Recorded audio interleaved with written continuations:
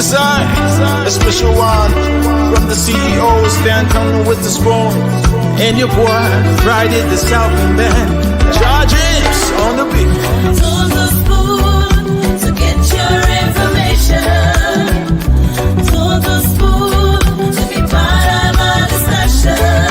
Spoon, spoon, spoon television. Spoon, spoon, spoon radio station. Spoon gonna tell you what is happening in Liberia. Spoon gonna tell you what is happening in Monrovia. Spoon gonna tell you what is happening in Africa. Just to spoon you will know. If the children crying for starvation, just to spoon. You want to get a news update, my brother, to spoon. You want to know what is happening, Moreover, to spoon. Politicians want to make their decision, just to spoon. You want to know what's happening in the ministry, to spoon. To spoon. To spoon. You from Vonjema, Maryland, to spoon. To spoon.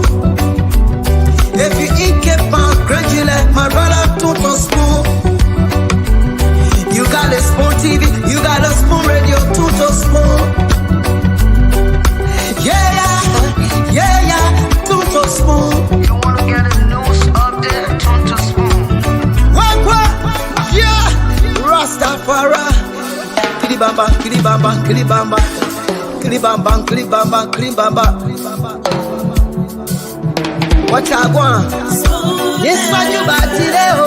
Spoon TV. Spoon. Yes, what you about today? Spoon. Beseku. Spoon TV. Spoon. Ba. Spoon. Skidibidi dabado. Spoon TV. Spoon entertainment.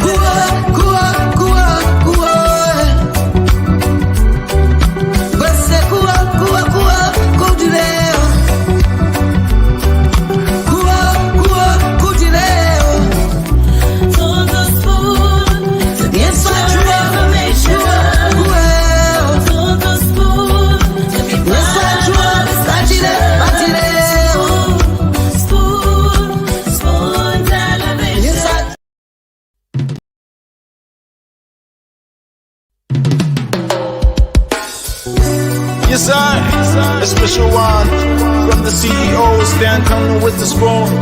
And your boy, Friday the Southern Band, charges on the beat. To the spoon to get your information. To the spoon to be part of our discussion. Spoon, spoon, spoon television. Spoon, spoon, spoon radio station. Spoon gonna tell you what is happening in Liberia. Spoon gonna tell you what is happening in Monrovia. Spoon gonna tell you what is happening in Africa. Just to spoon you will know.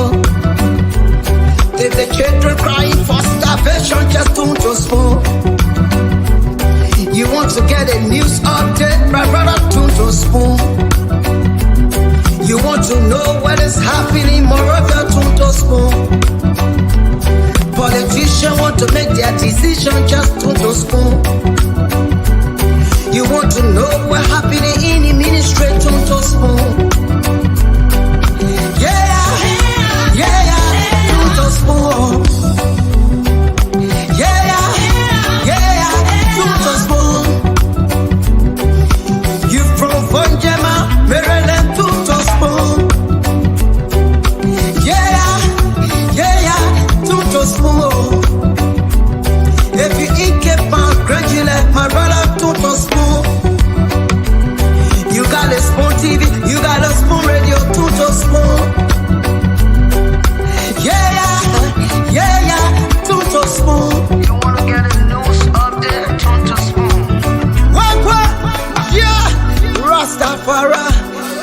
kilibamba, kilibamba, kilibamba, kilibamba, kilibamba, kilibamba. What I want? Yes, what you got today? Yes, what you got today? Beseku. Ba. Skidibidi dabado.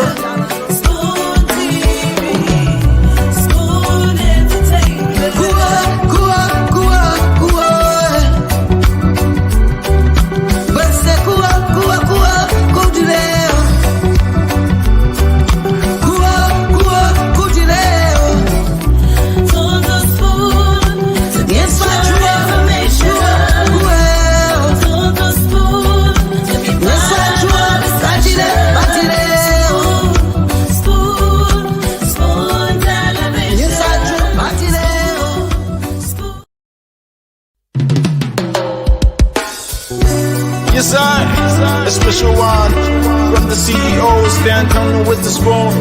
And your boy, Friday the Southern Band. Darius on the beat. To the spoon to get your information. To the spoon to be part of our discussion. Spoon television. Spoon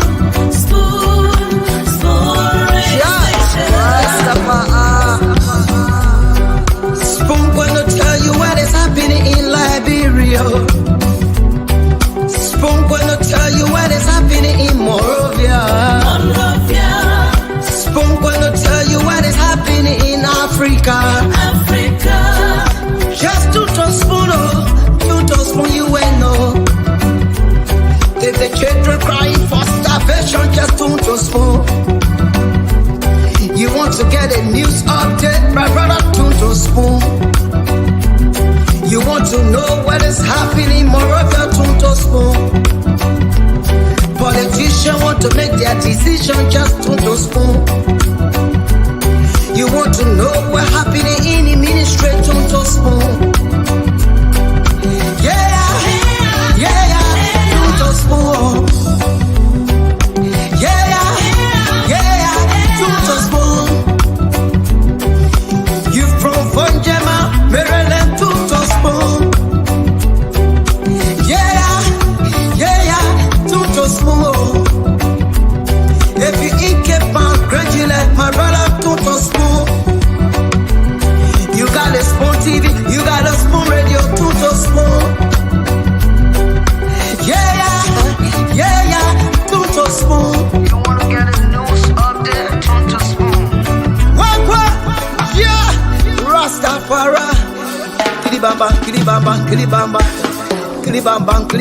Kilibamba. What I want? Yes, what you got today? Yes, what you got today? Beseku. Ba.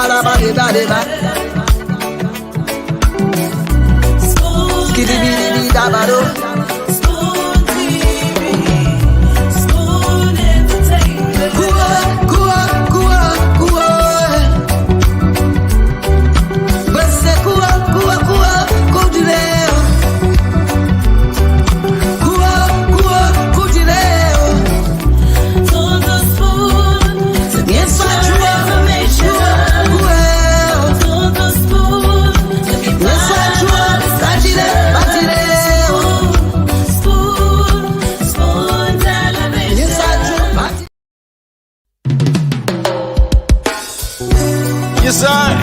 A special one from the CEO, stand coming with the spoon.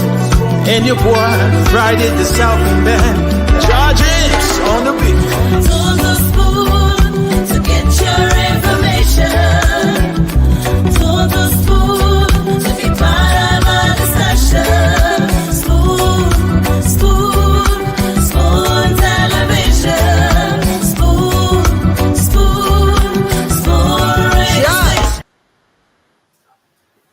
Okay, okay. Tune to Spoon to be part of our discussion. Tune to Spoon. For more information, of course, we'd like to say welcome to another edition of the program Spoon Talk. We're here we here live on Spoon 107.5, Spoon TV live on Facebook. We're live on Fabric TV, and we also live on Super TV as well on Facebook. We live on YouTube at Spoon Talk Live, and this is where you get authentic information about Liberia. We want to say welcome to Liberia's most informative and most followed talk show on radio and online. My name is Nelson Colette, and let me just bring in now Dr. Richardson to the program. Good evening, Dr. Richardson. Hi Nelson, how you doing? Yes, I'm doing well, and it's good to see you. You too. You said it all about Spoon Talk. I mean, Liberians can come here and get all of the information. They can also engage in a spirited conversation in the comment section. So, Spoon just provide all of the information that they need, and they can participate. So, you said it all. So, how are you doing today? Yes, I'm doing well, Dr. Richardson, and I'm glad to be here again. Uh, I'm experiencing something that I remember you said you missed a whole lot about Liberia. The sound, the sound of the rain on the roof. That's what I'm experiencing right now. Oh, But I wish that yeah, technology was to the place where you could transfer that sound to me. oh yeah, yeah. So just bring it closer so that you can get to experience it. I can experience it. But Yeah. it's Well, good here. Yeah. enjoy it. Enjoy it. It sounds like it's raining over there. And interestingly, Dr. Richardson, until maybe someone out of the country get to talk about that, we here we haven't take that into consideration. Like we don't even notice it. It's not part of the things that we, because it's like something that's happening every time. So uh, until you talked Definitely. about it the other day, that's when I got to realize, oh, there's a sound that hits the the roof Yeah, whenever it rains. definitely. Definitely. I didn't miss it until, well, I missed it a little bit because the way how they build their houses in Bon Mines, like it was raining Okay. outside. We didn't really experience it as much as when I was on the farm because the farm Okay. roofing was different. So I really started to pay attention to that more closely. Yeah, so I miss it a lot. So transfer it to me. Use your technology or use your spiritual power. Maybe the next fifth, sixth, seventh, eighth generation of technology will start to do that. I won't be surprised. I will not be. Who would have told me that I'll be sitting down in New Jersey talking to you and Yeah. seeing you in real time Yeah. in Liberia? I would have never ever guessed that. I mean, I'm thinking when I first came to the United States, everybody didn't even have a cell phone in Liberia. I used to have to call my family members by using a Yeah. neighbor's phone. Mhm. People, the computers were not like this. I used to have an old brother's typewriter. That's how I went in college. I used to use my brother's typewriter to type my Wow. papers and stuff like that. And somewhere in the middle of, college, I think computers, Apple or no, IBM started to get very popular. Well, I guess I'm aging myself, so let's move forward, which I don't have any problem doing. So is life. Yeah. Um, well, what's going on in our country? Yes. So many things happening in the country right now. Like as we wake up every day, there are new things we wake up to. Some very shocking, and some, we it's not surprising. But just to begin with, the um, the legislature today was very tense, uh, and it all started when the lawmakers returned. And just to go back a little, the recast budget is something that have been part of the discussion. So I'm informed that the legislature should have closed on Thursday, and that's the information I got. But last Tuesday, the discussion they have for agenda uh, the issue of the recast budget did not form part of the agenda according to information we've gathered. And so it was agreed that the lawmakers would have returned to session on Wednesday, and that would have been the lone agenda, the only thing they would get to discuss. But then, just to return, they got to realize that the agenda for Tuesday's session was allegedly amended. The agenda was amended, and then there was an inclusion of the recast budget for the Tuesday agenda, something which was not a part of it. And then returning today, they got to realize that the budget was being passed. And so the point of contention now became that there is a procedure for the passage of the budget. They will have to go to the House will send it to Ways and Means. From the Ways and Means Committee, they will take it to the county. There will be some different processes from the Ways and Means before it finally goes back to the legislature for passage. And so, because all of those processes were not exhausted, some of the lawmakers now became very agitated. Session lasted up to 6 o'clock this evening. The lawmakers were still at the Capitol, and so it sparked some real tension up Capitol Hill this evening, talking about the issue with the recast budget. And some lawmakers are saying that folks from the ruling establishment, the legislators from the ruling establishment, were actually the ones who masterminded that, because as far as some of them from the opposition bloc know, they did not have anything of such, talking about even the inclusion of the recast budget on the agenda for Tuesday, before even talking about the passage of the budget. No, nothing of such was done according to them. And so the tension now today was to recall the budget. They're trying to recall the budget, or in other way, we would say undo what was done dubiously, according to them. So there was a serious tension of Capitol Hill today with respect to that, a very serious tension of Capitol Hill today. So that's one of the issues. And then so did they put the I'm confused. Clarify this for me. So the budget, was it passed or not passed? Did they put it on hold? Are they coming back to discuss it, or we don't know yet? Yeah.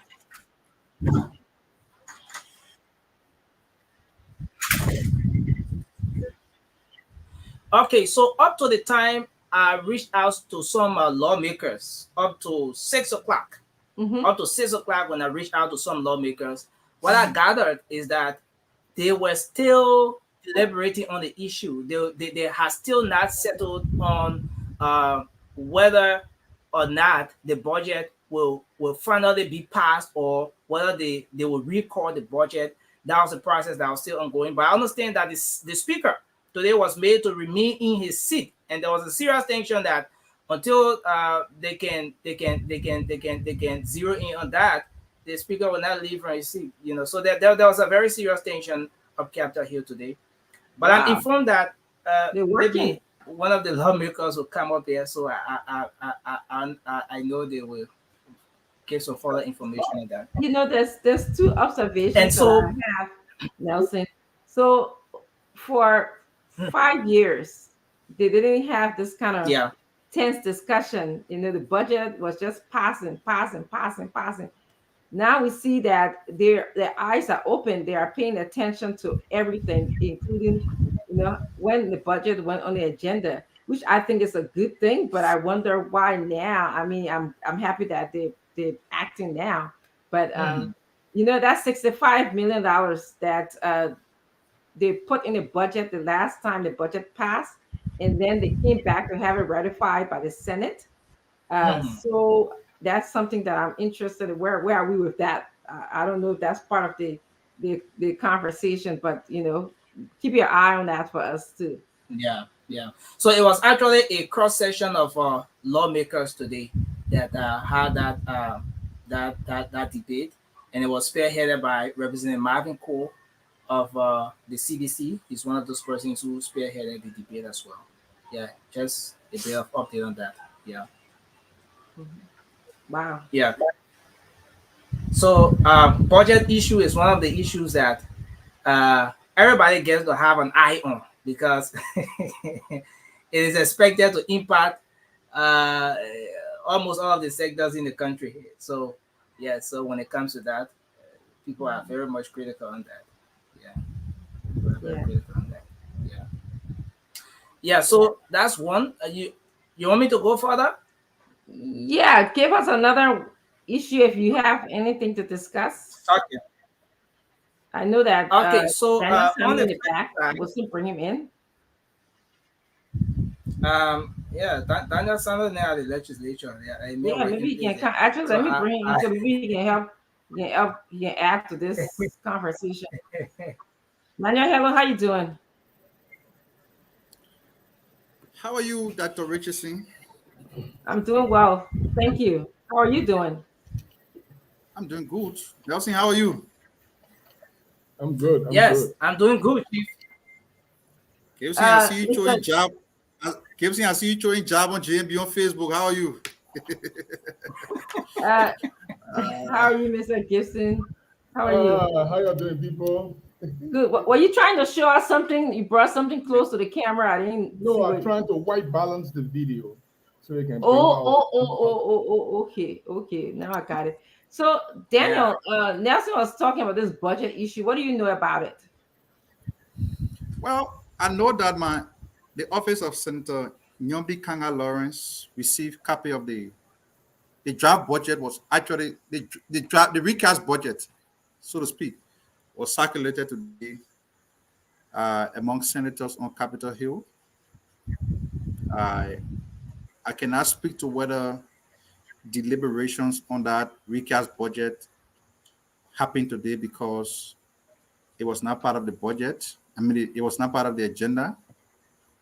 It was just circulated today. On the other hand, I didn't follow the happenings at the lower house because today was a very busy day for me. As a matter of fact, the legislature is supposed to be closing today. I don't know whether they intend to extend their stay on Capitol Hill, but they are supposed to be taking their break today and return on October 15th after the Yeah. election. So, So some of them may giving return, and some of them might not. yeah, but No, no, all will I- return because all will yeah. return because the new lawmaker will be inducted into office on the second working Monday in January That's 2024. true. That's true. So all of them, even those who are Lose. likely not to get re-elected, will return to Mhm. Capitol Hill to complete their unfinished term, which expires on the second working Monday of January by 12 noon. So, but I True. looking into the draft budget, I saw very astronomical figure, and I intend to look at it thoroughly tomorrow to make something out of it. But so I didn't follow the proceedings at the lower house today because it was very tense for me on Capitol Hill at the Senate. Mhm. Any thoughts about that $65 million? What is $65 million? Remember they have put that in the past budget, and supposedly, and then after that, they said that they asked the Senate to ratify it. Oh, the financing agreement. Yes. The financing agreement. Mhm. Well, the Senate has ratified that financing agreement, and I show it is now set for implementation. The reason for which some of the senators were very skeptical about the ratification of this financing agreement is simple because such instrument needs to be looked at critically.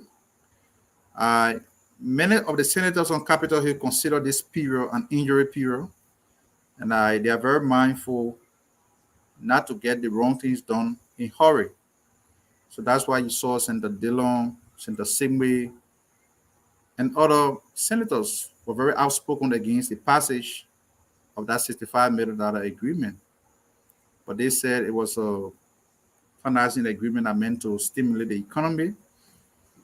And so it has been passed. I don't know whether it was captured in the budget, But let's look at why they are recasting the budget, because the budget was passed at some 800 million. Why are they recasting the budget? Mm-hmm. You see that the revenue is not performing. That's what they said. If the revenue is not performing, then we'll have to look at the LRA, because the LRA repeatedly said that they are meeting the projected target in terms of revenue generation. What I think is giving the CDC government a very tough time is the off-budget spending. Very much of the spending that the president, the executive is involved with, our monies are not appropriated in the national budget. And so in the end, I mean, a good sum of these revenue that have been generated and unaccounted for, they are diverted to personal use of the president and everything, which for me is not good for the developmental agenda of our country, because we have to stick to what is on the book. If the national legislature appropriates in the budget, that should be the metes and bounds of the government spending authority. Anything beyond that is illegal. But again, the legislature by itself has not really impressed me. The legislature in its majority has not impressed me. All the noise they're making at the lower house for the passage of that budget, they are going to, don't be surprised tomorrow you see a resolution and majority of them sign for the passage of the recast budget. Yikes. Don't be surprised. Yikes. No. They're going to sign a resolution. They're going to sign a resolution for the passage of that recast budget.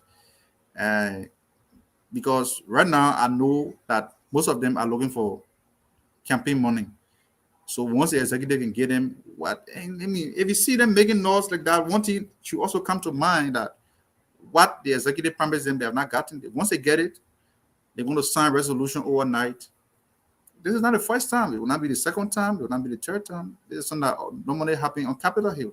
To the dismay of even some of the people who worked there. The other day, I came to a problem with the legislature because I had alarm over the fact that they took money and signed a resolution and backdated a resolution granting Samuel Tuer the authority to neutralize the road fund, which was wrong. At no time did the legislature do that. But when Samuel Tuer got into the problem, our international partner were concerned. A guy into the news. Who did he use? He used the very legislature to do damage control for him. So the legislature in its majority are not a group of people that you can count on, that you can rely on for anything substantive. Once the executive can call them and say, gentlemen, this is what we have for your campaign and everything, they're going to sign that budget. They're going to sign resolution passing that budget into law. The only place where we look up, for little courage is the Liberian Senate. But again, the numbers of people who always try to stop the wrong thing from being done, they are not significant enough, because legislative politics, as we all know it to be, is about numbers.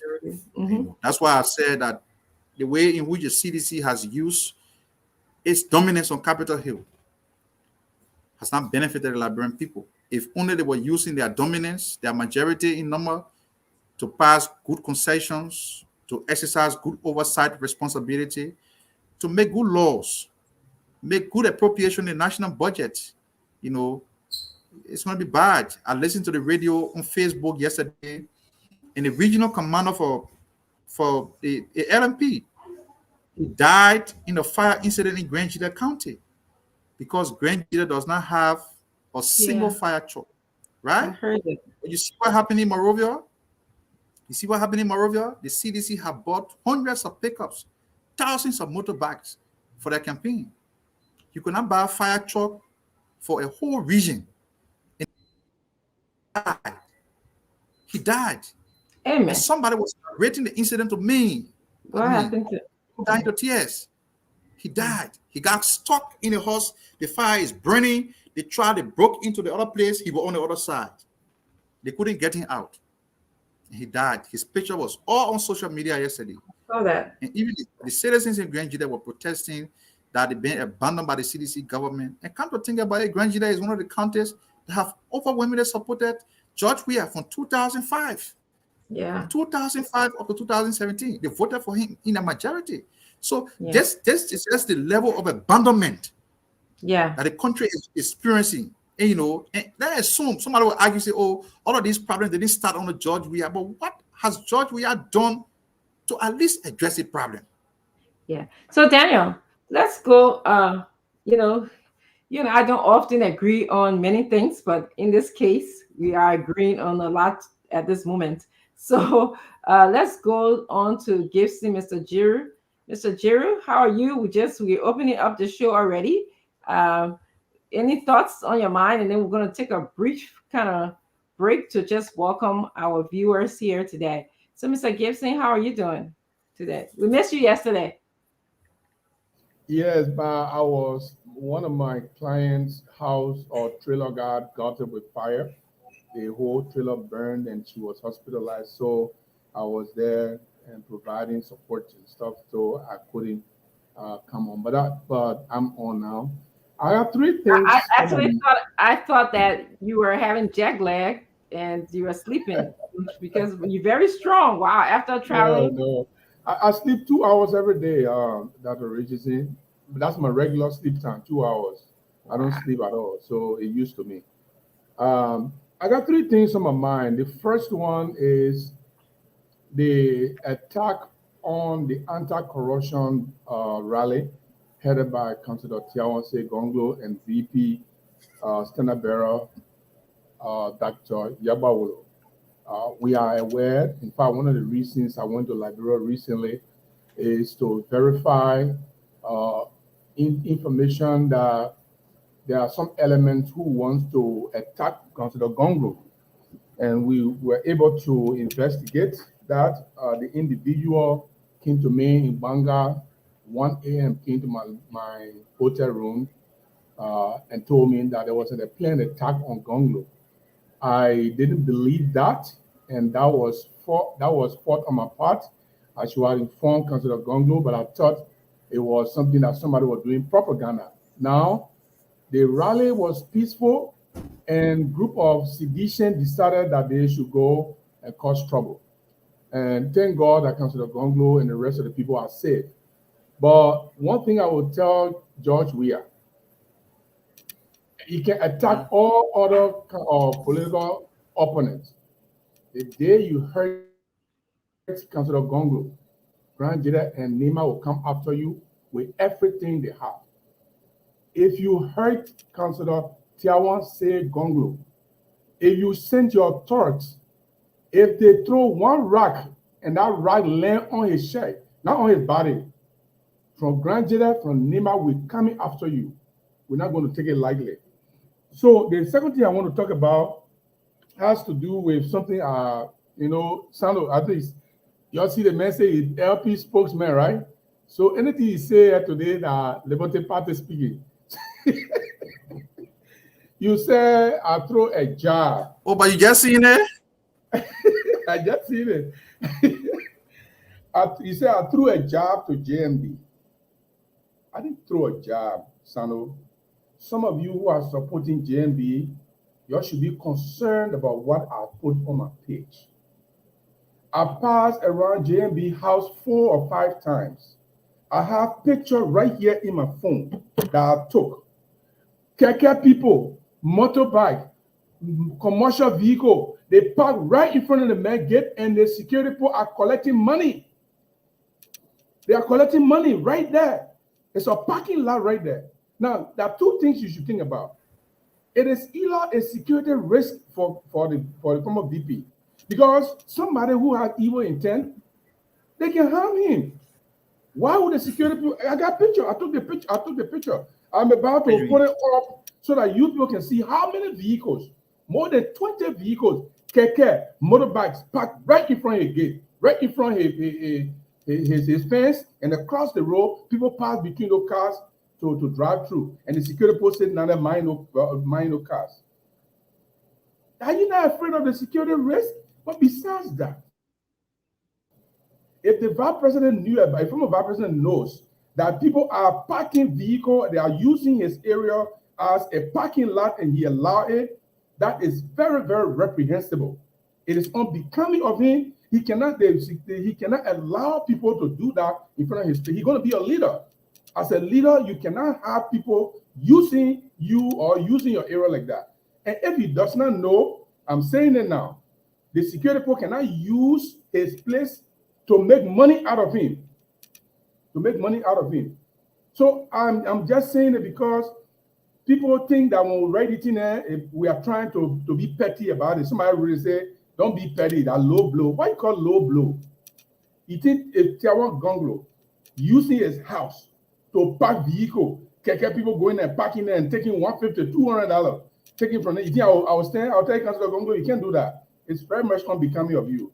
You can't do that. You can't put your life at risk while we are out there telling people this is not a decent act at all. The vice president should tell the people to stop parking the vehicle there. There are too many. They are too many. And I have the picture. I will not publish a picture until I send my boys again. From now next week, when they see those cars and parking, I will put all the picture up so people can see them. This is very, very reprehensible. So that's it. Second one. The third thing is their budgeting. Are you kidding me? The reason for which they even rejected the passing the budget was because they didn't have plenty copies, or the executive did not give all of them copies. Well, it has happened like that before in the past, many, many times. I covered the legislature. The people gave like 10 copies for the Senate, 10 copies for House of Representatives, and the people will go and debate and pass budget. They have been doing it for the last 5 years. So what is different now? And now they just come back to come and reapprove the budget. So the issue that was serious to me that other lawmakers raised that I think makes sense is the issue of a budget performance report. That is a serious one. Budget performance report. Mr. President, we approve this budget. You revise the budget for us to repass this budget because you think you need more money or you need less money or you need to upgrade. Can you give us a budget performance report? How did this first budget fail? Or what did you do in the first with the first budget that you need us to come and approve the recast budget? That is not their concern, but their concern was they wanted plenty copies, they wanted more copies of the budget. So once the executive not give them more copies, then they will not pass it. They were just looking for money. That's how they get their 5,000 and 4,000 for them to go run their campaign or give it to their girlfriend. This is absolutely irresponsible on the House of Representatives, and any of my representatives that are in there that approve this budget because of this flimsy excuse, shame to you. Shame on you. Okay, thank you. Thank you, Mr. Jerry. Let me welcome Mr. Johnson and also Stanton to the show today. Daryl, the thing you're talking about, man, you're just talking your own. Daniel, you sent the man talking those crap like. Are you serious? Yeah, but I didn't want to interrupt Gibson, right? Because we have to protect. We have to protect the civility. We have to protect the civility of the platform. Actually, when you finish voting for the Joseph Boycott Horse tonight, 10 o'clock, if you see more than 20 cars and keke, when you come back, it's $500. Gibson, I'm not time to talk. I beg you, my man. Okay. Let's Mr. Zakari came in first, so let's give Zakari the opportunity to say what's on his mind, and then you can come in if you don't mind. No problem. Give it to him. I don't see him here yet, but go ahead. You don't see the man, let me talk. I know what the man going again. I don't want to stay here, okay? You see the man, then you say you know the man. The man goes to man, just find that thing, y'all is. Looking for the man? Yeah, she looking out on the table for the man. They find that thing your ANC people want to do your lease out. Yeah. I live with Sakara with be who you are. Sakara get internet problem because Clarence Mobile refused to get internet data today. So but anyway. Gibson, somebody said I blame CEO who brought Gibson on the show. Gibson, what are you trying to say? So you're saying that you send your people to go spy on Joseph Boycott. No, let me finish. Let me finish, Gibson. Gibson, let me finish. Daniel Sano, some every day Gibson seems to be interesting. Every day. For us to talk every about day. You know what he says to dismiss us. I mean to amaze us. Let me say this to you, Gibson. Can we focus today on President George Manawia and all his ill? Oh, he ran away. Gibson gone. Gibson gone. Kumasenante. The man ran away. You're coming back. Yeah, I guess we can hear you. Can we focus on President Weah and all the many mistakes this president that is happening? Can we just Tewon Gonglo focus on President Weah, Mr. Cummings focus on President Weah, Joseph Imabwaka focus on President Weah, Clarence Moruba that refused to give Sankara internet today. That Clarence Moruba focus on President Weah. Can we do that? Can we just do that on the show today? Because the people, they are tired of the fighting among opposition. Yesterday we had Ed Redmond Gray justifying why he's a corner, Fagon and Mo Ali attacking him. It's just not right, my people. When you guys do those things, Joe Weah stand tall. He said, yes, I got them. The horse that is divided amongst itself cannot stand. United opposition should stand together.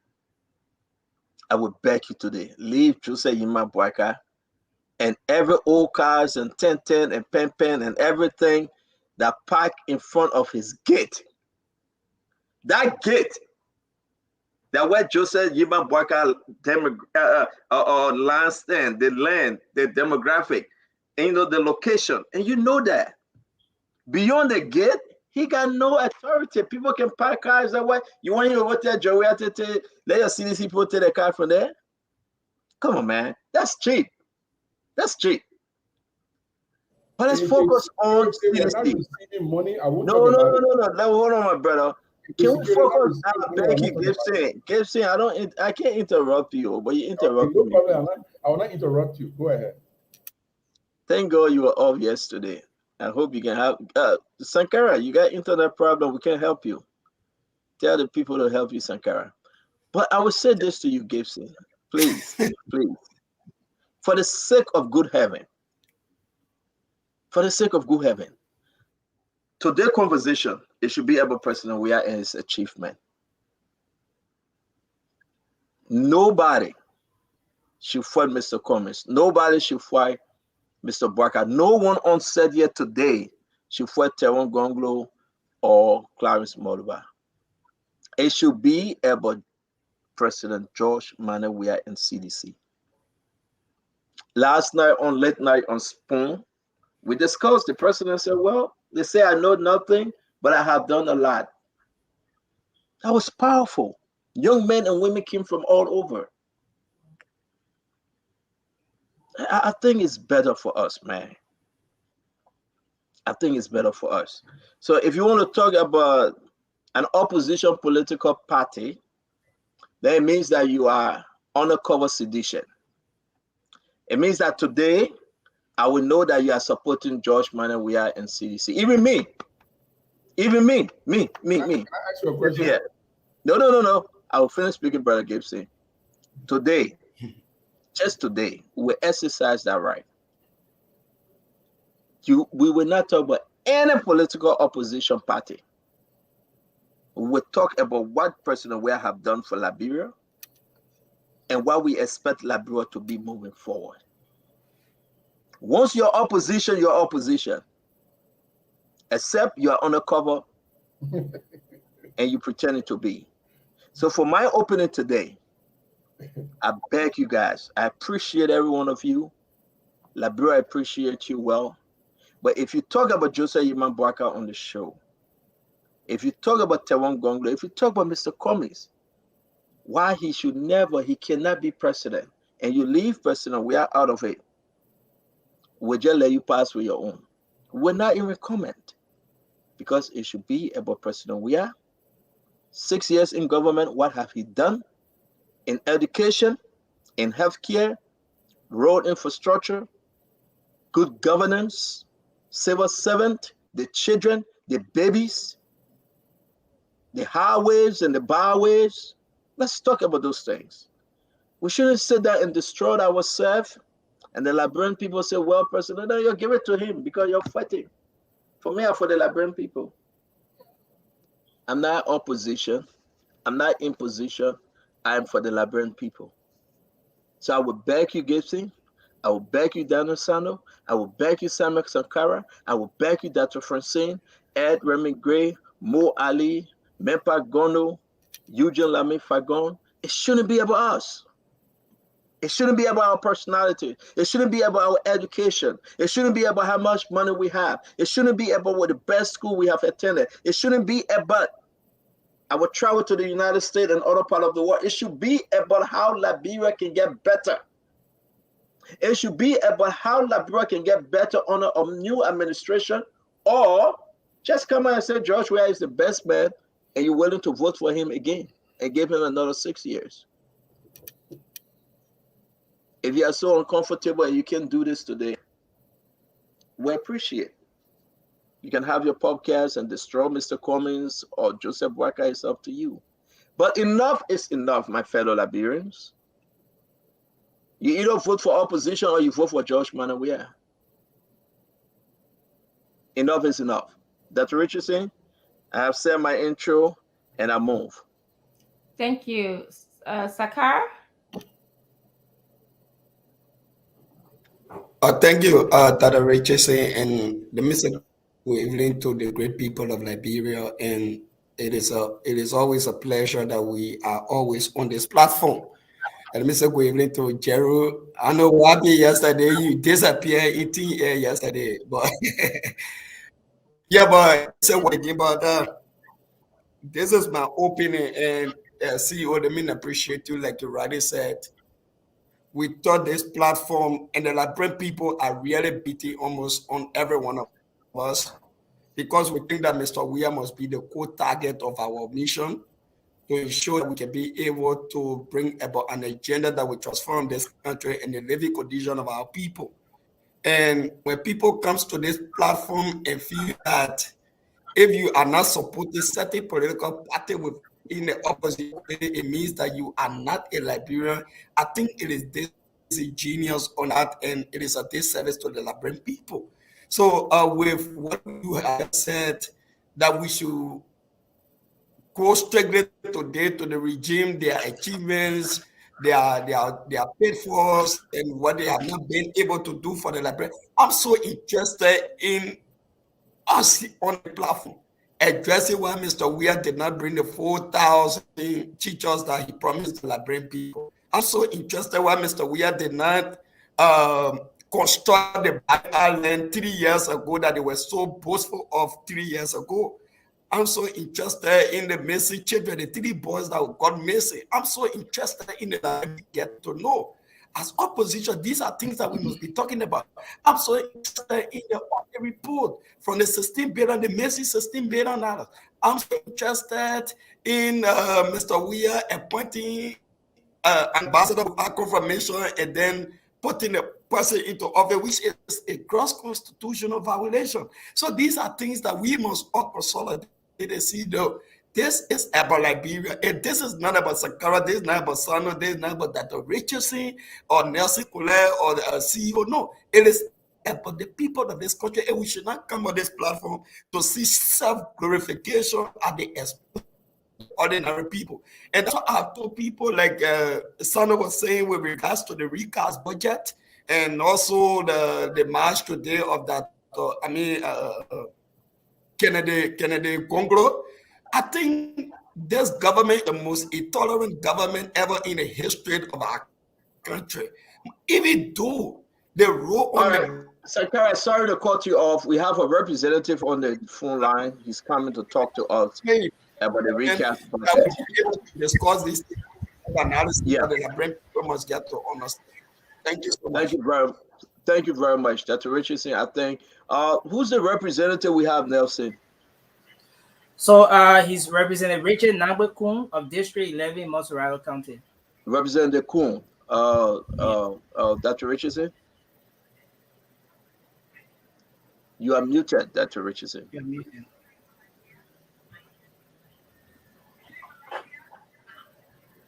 All right, Dr. Richardson is muted. I don't know what's happening, but we have Representative Koon on the line. Nelson? Yeah, I'm back. Sorry. Can you hear me? Go ahead, man. Yes, you do. Welcome to Spoon Talk, Representative. We just wanted to ask you some questions about the budget today. Can you just begin by giving us a summary of your thoughts regarding the recast budget?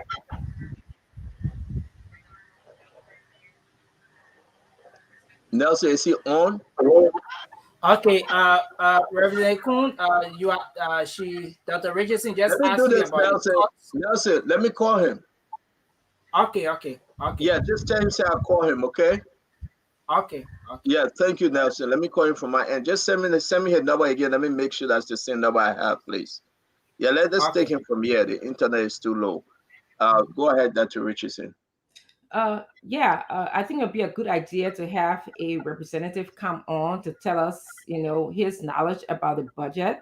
So as we wait for Nelson to get him connected to Stanton, just have your questions ready. We'll have him do a summary, and then we'll have our questions ready.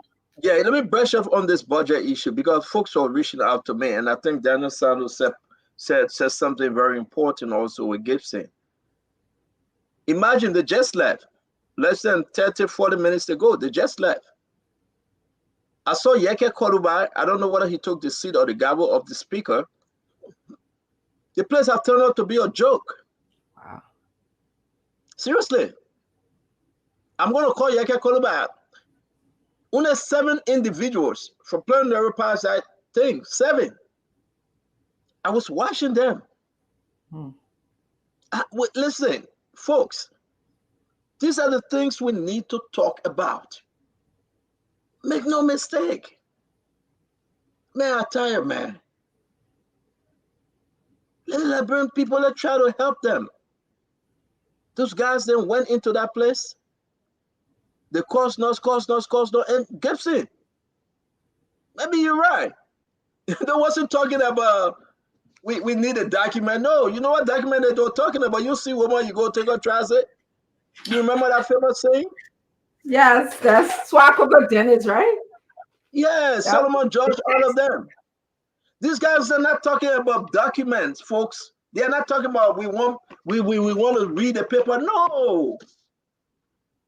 The guys are talking about what they should read. It's election season. The calls don't yobo, yeah. We'll not do this, we'll not do that, we'll do this. They just left. They just left less than an hour ago. So I'm surprised. I hope we're going to sit over here and talk to Representative Koon. Representative Koon from District number 11, he needs to talk to us. Then I will call Representative Yeke. I will call Yeke Kolobatu and ask him. It's good we have Representative Koon on. How you doing, my friend? Representative, good evening. Yes, good evening. How are you, sir? I'm doing good, sir. This is the Spoon Talk. It's good to have you, man, especially today. What took place in your area of work. We are glad to have you, that you can help us understand what really happening with that recast budget.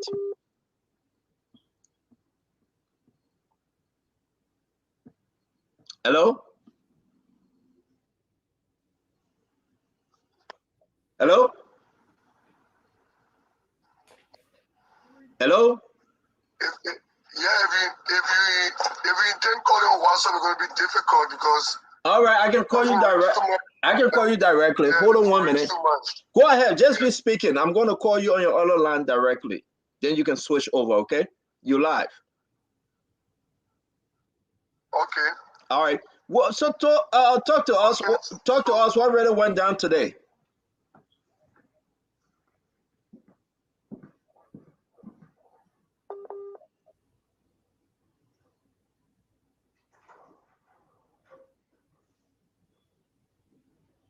Hello?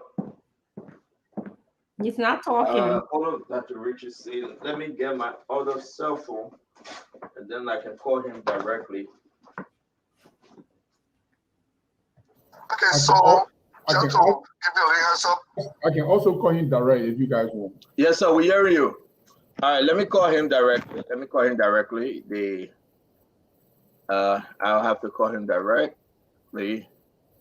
All right, go ahead. Go ahead, Gibson. Let's just keep on moving while we get him on the other line. You made a very great point. Yes, you are muted, it look like. They don't send me a number and call him directly at me, La Bureau. Huh? Send me his number and call him directly at me, La Bureau. No, that's okay. I got cell phone. Okay, so Am I saying he want to talk to you? indeed, I really want to hear from the representative. I don't know if he's one of those who didn't participate in the voting, or is he one of those who actually voted? We want to know. And want to know the reason why they didn't pass it the first time. How important is having a copy of the budget that has always been a practice since the last year's early time. Every time they gave 10 copies to Senate, 10 copies to the representative, and they've been passing budgets. So why is it different now that each of the representatives must have, a copy? Why is it an issue? For me, I don't even see it that way. I know that the Mogove, they wanted the Mogo, because the president accompanied that budget with something. So they put up a bluff to make sure Hello? that Yeah, I'm here. It's good to have you. I'm here, sir. This is Stanton from the Spoon Talk. Okay. All right. So now we'll not be interrupted because I just called you direct. Welcome to the show, man. I think this is your first time, right? Yes, first time in the world. Thank you, Oh, okay. Okay, my man. I thought you were running away from us, but No, not all. Okay, do that. okay. Thank you very much. But actually, talk to us. Liberians listen to you. What's really happening? Today was kind of rough at your place of work. Yeah, sure. So let me just give you a heads up. On Tuesday, in our session on Tuesday, we agreed, plenary agreed that we're not going to discuss the recast budget on Tuesday. We're going to discuss the recast budget on the following day, which is Wednesday. So it was agreed by plenary that the quorum for Tuesday will constitute for Wednesday the next day, which was yesterday. Unfortunately, after most of the colleagues left plenary, those few lawmakers that remained back, including the presiding, amended the agenda and brought the recast budget on the agenda on Tuesday, and then passed the recast budget without committee report, without a substitute on the agenda, and without detailing like the in-gross detail, nothing of such. It just passed the recast budget. To our utmost surprise, on Wednesday when we came to section, unfortunately, he was sitting on Wednesday. There were no winning sections, so the speaker joined the section. But the night of Tuesday, we heard on the news that the budget already been passed, the recast budget already been passed by the House of Assembly. So today, because of that information that we got from the news media on Tuesday night, so today we decided now to question the speaker on what basis did the recast budget pass. One, there is no report from any committee because the committee are responsible for budget. They are constitutionally or in terms of rotation by each county. I mean, each county has a representation on that committee. That's the only committee that is constitutionally made. So on that basis, we asked for the report. There was no report from any committee as to how this recap budget passed. Furthermore, we asked the clerk to give us the agenda on Tuesday to find out how did this recast budget appear on the agenda. Only the journal could give us detail that the agenda was amended after we said that we discussed the recast budget on the next day, Wednesday, and that we're going to transfer the quorum from Tuesday to constitute the quorum for Wednesday. But our utmost surprise, the few colleagues that left behind passed the budget by amending the agenda. So the only information we have to indicate that the agenda was amended by our fellow colleagues that remain in section was the journal. The journal did spell out that one of the colleagues raised a motion to amend the agenda to include the recast budget for further discussion and passage. So today, our question to the Speaker was to clarify issue relating to the passage of the budget. And that nothing of such was given us, no committee report, nothing of such on the agenda for Tuesday, and even the transmission letter that the chief clerk submitted to the Senate. It was just a letter of notification because there was no figure. We don't even know how much was passed, what the amount we passed on. There was no data, no analysis of anything. They just wrote a communication to the Senate and said they have passed the recast budget. No detail, no figure, no dollar, no cent. But on the basis that today in our executive, we decided to question the Speaker. And I asked the Speaker that if he adjourned this section today, we are concluding this particular issue on the floor, and he leaves his seat, I would make sure that one of the members on the floor step on that seat to preside, and we'll conclude this thing by opening to the press. It was on that basis the Speaker got a flare, and then with other colleagues of the executive, decided to sit today since 11 o'clock this morning within session with just adjourning around 7:15 this evening. And what we concluded at the end of the day, with all the rigmarole, with all the tension we had in the executive, what we concluded was to recall the budget. Because the budget that we submitted, before the communication notifying the Senate that we passed the budget, was just a mere notification for another budget.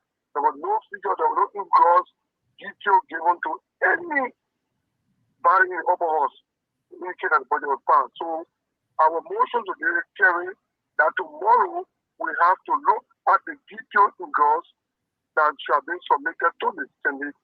And because of tomorrow's section, we have to do some extension. The plenary have to appeal for extension to discuss the issue tomorrow to be concluded.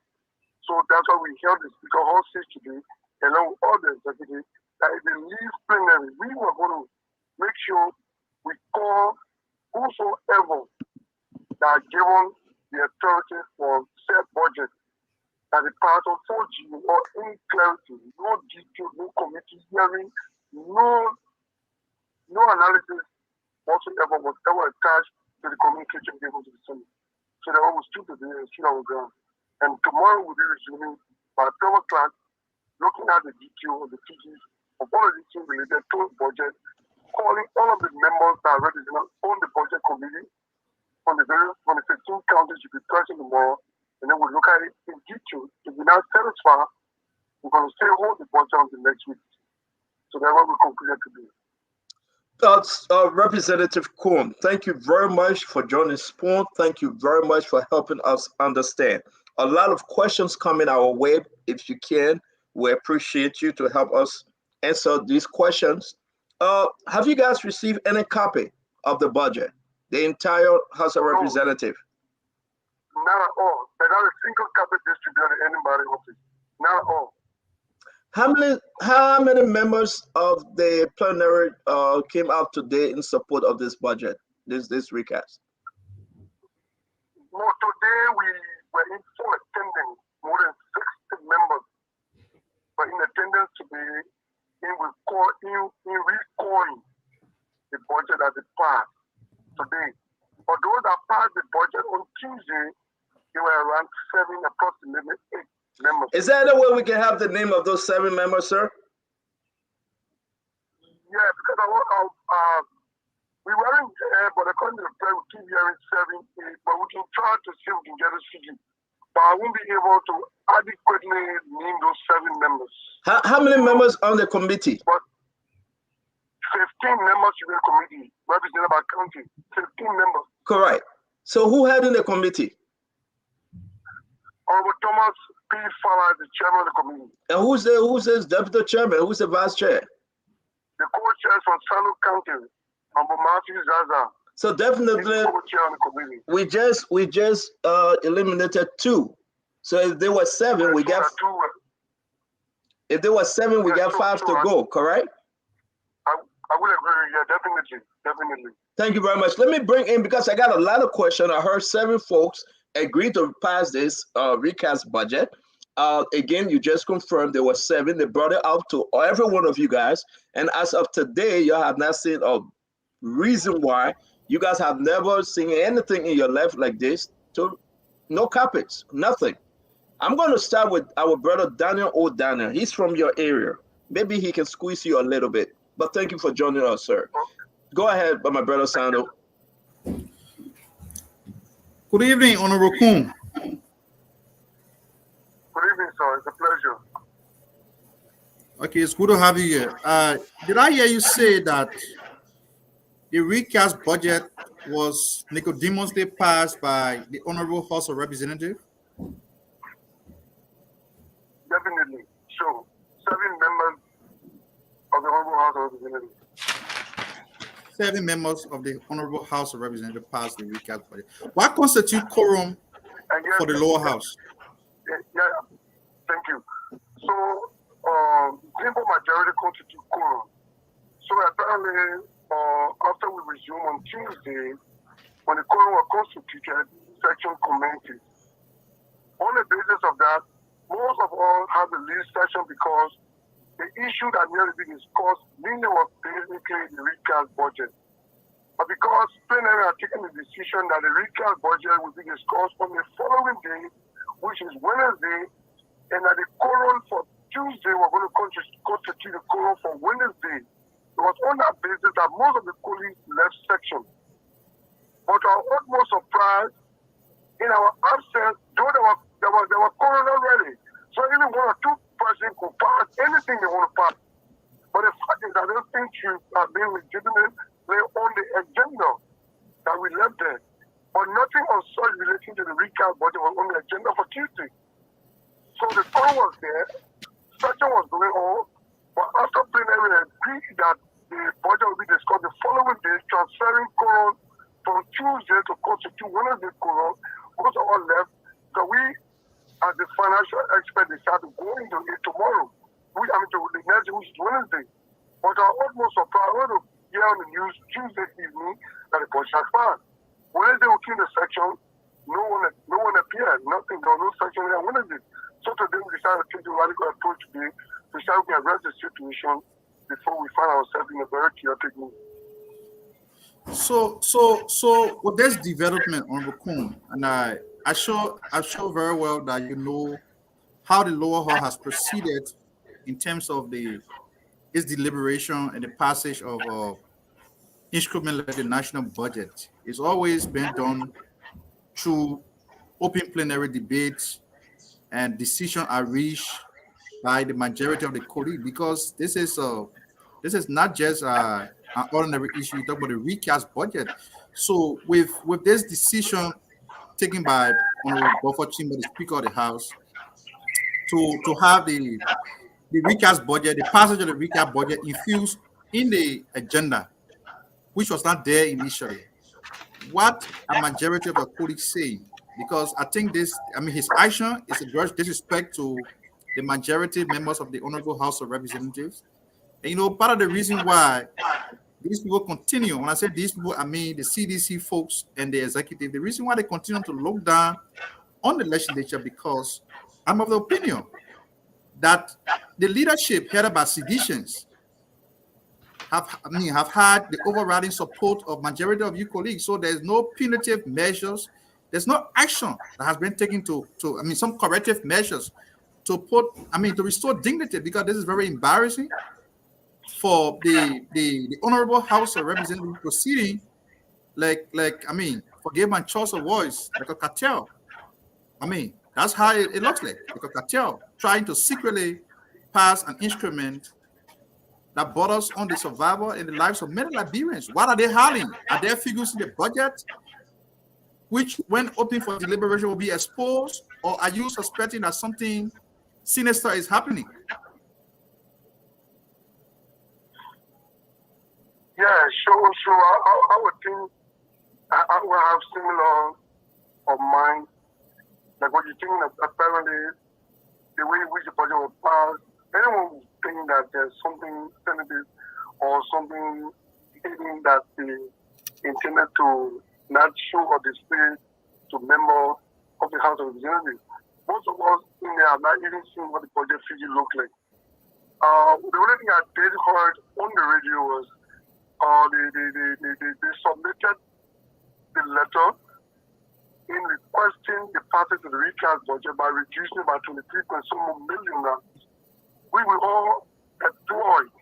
If there's any reduction in expenditure because the adequate revenue that was projected could not be achieved, I mean, we applaud it. So we needed to know the real line that will be affected by that reduction in expenditure. We needed to know all of these things in detail. But I'm almost surprised we've not seen anything of such. We don't know what's going on. We don't, I mean, anyway, there's some sinister motive. I will agree with you on that. But to be frank, if we had the detail of this thing, we would have gotten to this point today. And I must be honest with you. We've been right over and over. Most of us who are experts financially in the house, we are not on budget committee. Like for me, my whole life is accounting a financial issue. I teach budgeting at the University of Alberta master's degree level. I teach finances at the University of Alberta master's degree level. Like me, I'm now in the budget committee. Like so many of our experts, Dayton Sibo, Hassan Kazoo, all these guys, we're not on budget committee. But the fact is that when these things come on the floor, give us the edge to participate fully, to educate those that need formal education, even though we're not craving or trying to be in the budget committee, but a committee with constituted, not more than one person per county. But the fact is that when the budget is open on the floor for deliberation, our input will inform others who might have known that what is going on. Our information on the budget can inform most of our colleagues that are actually agreeing to these figures. So, Honorable, we're not opening the budget for deliberation. Let me just end by saying that. Hold on 1 minute, Daniel. I beg you, let's hold you there. Because we're receiving information which actually Clarence Mulbar, Representative Clarence Massaquoi from Lo-Fi, he said, listen, he raised a motion, noting that it will be impossible for you guys to pass this recast budget if you guys have no idea what is in it. And you guys needed to read, you needed to go through it. Why Thomas Fallon from CDC and the co-chair, his name again, because I just want you to please call his name. Matthew Zaza. Honorable Matthew, why do you think like Daniel Sanders said, why the haste? Why they must just only do what President Weah want them to do and not the Liberian people? Why right now that they refuse to give you any single paper document to review, but yet and still they are waiting to pass the recast budget of $759.3 million. Can you help us even more on that note? Because Liberians are about to call in and they're about to question. They're about to question the very idea that some of these guys just don't need to return to the office again after October 10. Why will you just not share the paper? Why so secret? Out of 73 members, only seven saying it's okay for President Weah to walk in to the Capitol building and pass a budget without question from you guys that are representing the people. Talk to me, then I will bring in our brother Jeru, Samuel, and Dr. Richardson will take us home. Talk to me, please. And you see that is why most of the time, most of the checkpoints for these passage now actually deliberated in detail are halted by the Senate. I must applaud them, even though we all have our differences, but most of the time we pass this kind of budget or pass this kind of instrument that is not deliberated fully and understood and comprehended by most of our colleagues, the Senate normally put checkpoint to disease. And we in the lower house, when the Senate places checkpoint at this various instrument, I mean, we get so happy because we're fighting the lower house to make sure these things are detailed and explained by our people so that there can be no senated motive. But as far as we're concerned, we think there's motive behind the passage of the budget in which it was passed. We think there's something beyond that. Then we can guide us figure to actually understand what are the difference, what are the analyses that we're hiding. We cannot say anything beyond that. For now, we assume that since we've held the budget now, we think by tomorrow we actually know the detail in the budget that will inform the country as to what they were trying to hide or trying to conceal. Thank you very much. Our brother Gibson Jeru. Honorable Koon, how you doing? My name is Gibson Jeru. It's a pleasure, Dixon. It's a pleasure. Thank you very much. I know you, but you probably don't know me. But I will be asking you questions as a journalist and not as a politician. So I want to beg your indulgence. My understanding of the quorum issue at the House, if a simple majority is obtained and quorum is obtained, it doesn't matter if everybody left and 10 people are left, the quorum does not change. Am I correct? Come again, please. Okay, let me put it this way.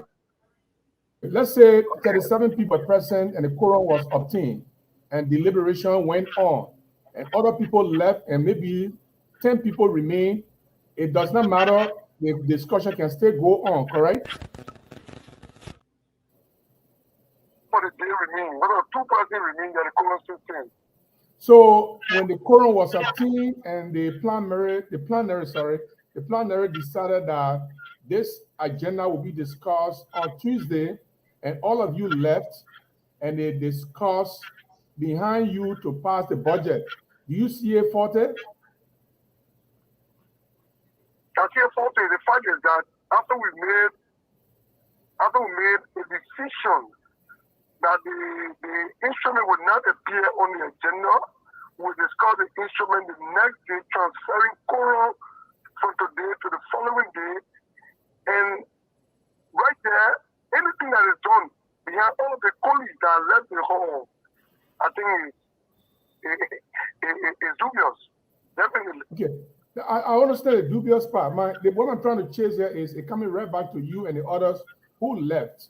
And I'm not in sympathy with you because I'm going to ask you a straight question. You went to plenary. It was a major issue that being discussed. The plenary is still in session. You left, your other colleagues left, and there were remaining about maybe 9, 10, or 14 people, and they decided to take a decision to pass the budget. Don't you see yourself responsible for that? Yeah, one way or other, I would say yes. But technically, to be frank with you, the quorum cannot decide on a particular issue, and then the issue resurfaces after most of the technical experts have left they have left plenary. That means you have motive for first of all agreeing. That means the presiding will have motive for first of all agreeing to the fact that this instrument should not appear. And then after you notice that most of those experts in that area have left plenary because it has been decided that we discuss the following day, and then automatically bringing it back in the absence, I think there's some dubious motives behind it. Okay, let me ask my last question, then I can send it to the other people. Maybe other people will come and follow up on that question because I found it very difficult. This is the same problem we've been seeing over and over when my 10 years of covering the capital.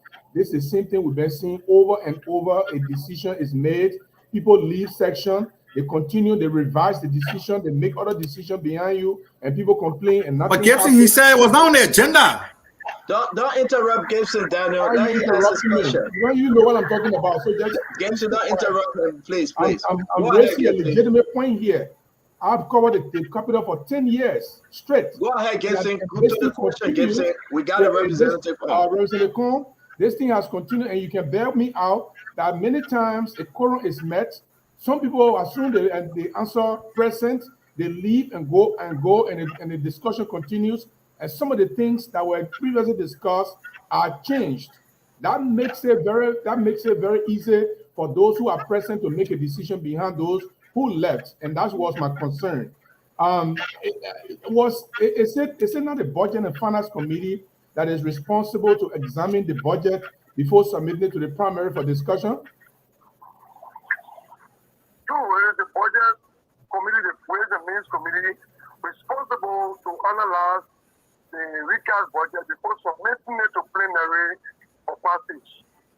Did it happen in this situation? No, not at all. Because there was no report, like I said earlier. There was no report by the committee. The committee did not do report. The committee did not even see copy of the recast budget. It was on that basis that we said that the budget should be discussed the following day by transferring quorum from Tuesday to Wednesday. Because of all these thoughts that we noticed, it was on that basis that we said, okay, let the committee go and work and bring the budget on Wednesday so that it can be deliberated upon and passed. I see. But none of that did happen, and automatic, as I speak to you now, from whom? It's a clear indication as I speak now, the budget, there's no report yet. There's no report of such a budget given to the House. There's no single report prepared yet as I speak to you. It is tomorrow we're going to start looking at it as a committee of whole. Tomorrow we'll start deliberating on it before coming up with committee report before passing, and we will pass it tomorrow. There's no report. There's no analysis. So your last question, Gibson, we gotta go. We gotta move on. I'm sorry, there are other people got to ask questions, so I have too many questions, but I can't ask them. I can either send a question to somebody to ask. So tell me, be honest with us. There's money change hands. Do you think money change hands to do this? Pardon me? Come again, please. Do you think money change hands for this budget to be passed by 7 individuals? No, I don't want to preempt, please. Are you afraid of saying that? Maybe something beyond that happened, but for now, I don't want to preempt. Thank you very much. We're going to bring in Samuel Sankara. Samuel, your 2 questions, please. Good evening, Honorable Representative Koon. Yeah, good evening, sir. Good evening.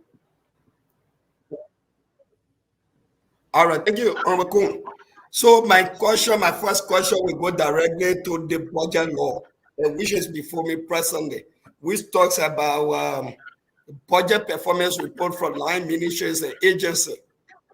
And you have been at the level of the legislature for some time, and there have been no record of reason that the legislature have been able to stand on their ground to request for budget performance report before even appropriation of the national budget to line ministry and agency.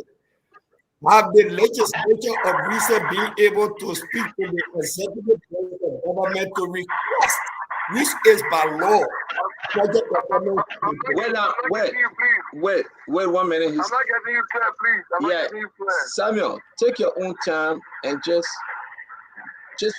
take your own time. He want to understand you. All right.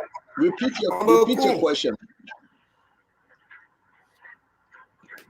I think are you getting me? Koon, are you hearing us? Yeah, I'm hearing you. Ring me heavily, but I'm hearing you. Thank you. Go ahead, Sam. All right, so my question directly is, like I said, directly to the budget law, which talks about budget performance report from line ministries and agency. Have this legislature over the period of 5 years being able to stand their ground by law to request the executive branch of government to request line ministry and agency to produce budget performance report to the legislature before appropriation in any budget that is to be passed? Yes, so we requested budget we requested budget performance report. Like I said, when the budget is submitted to the House, the House constitutes a committee that is already existing, or constitutionally, the House submits the budget to the committee. The committee go and do public hearing.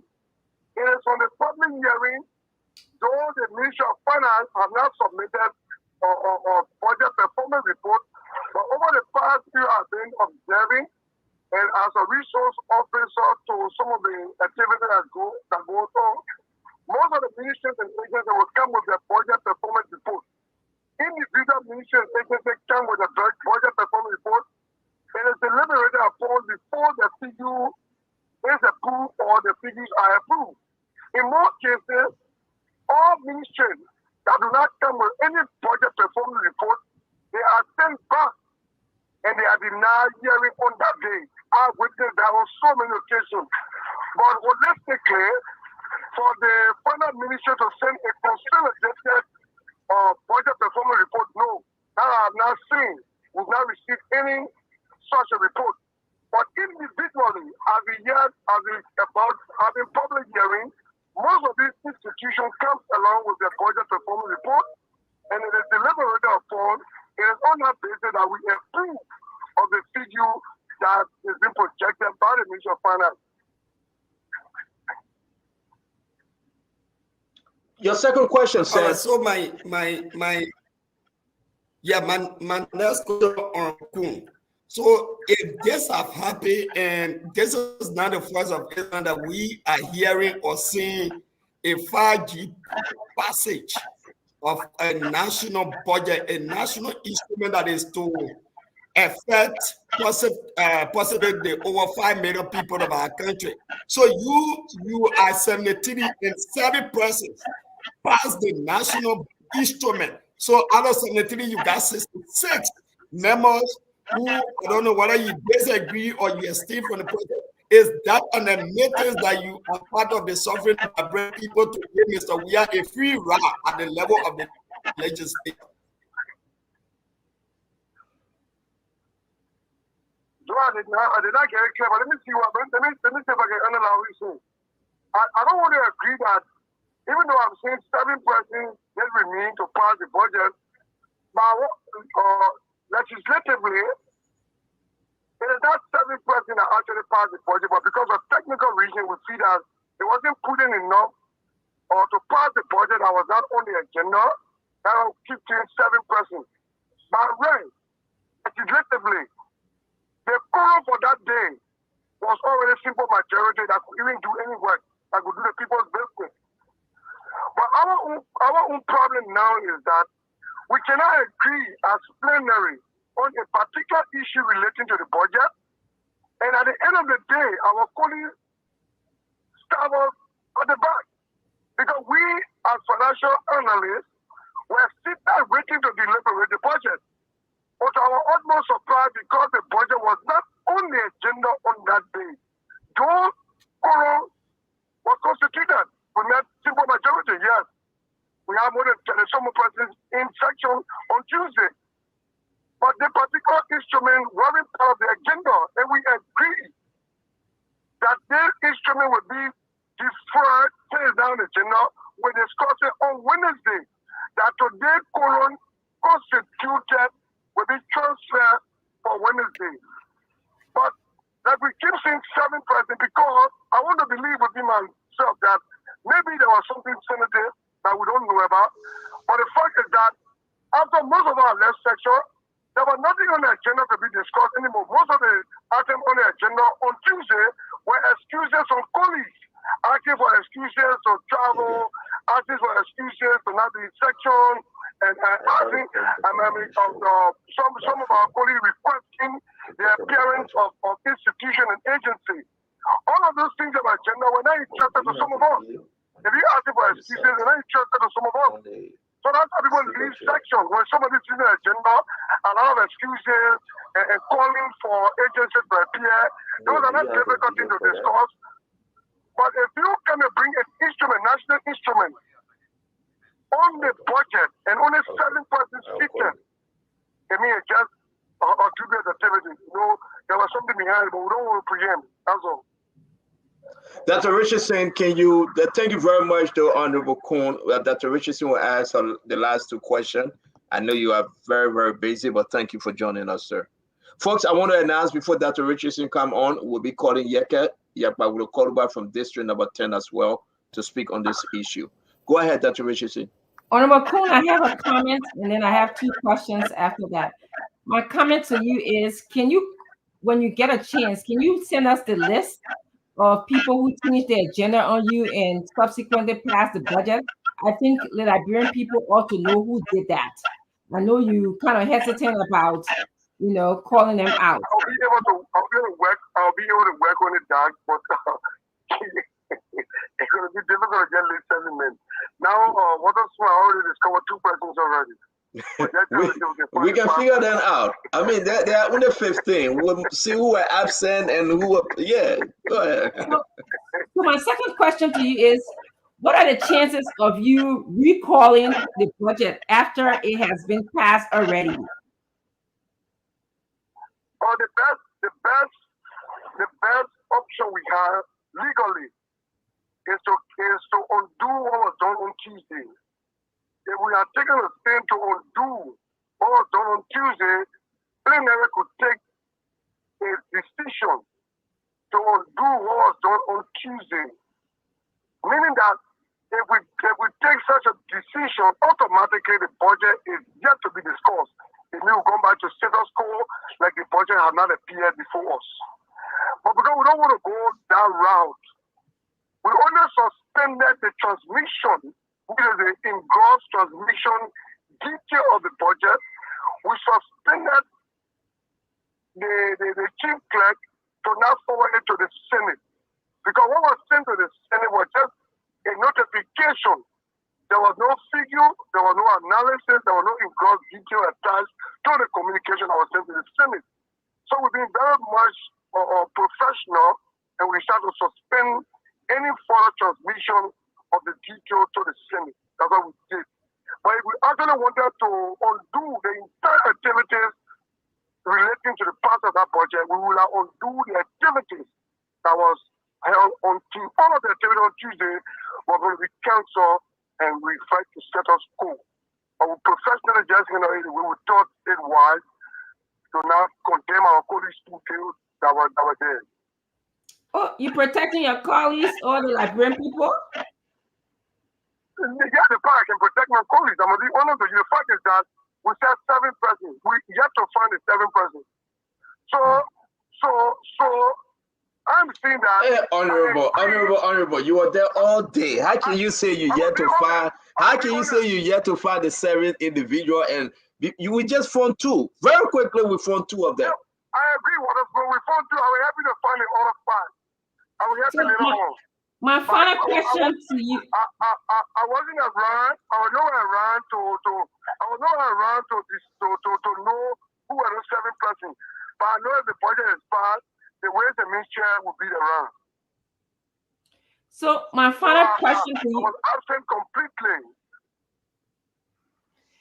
My final question to you is: once the budget is, get back to you, what would you be looking for to pass or reject the budget? What are you looking for to pass or reject the budget? No, you see, when the budget comes for recast, it's an indication that maybe government did not achieve its targeted revenue. So there are some expenditures that needed to be reduced.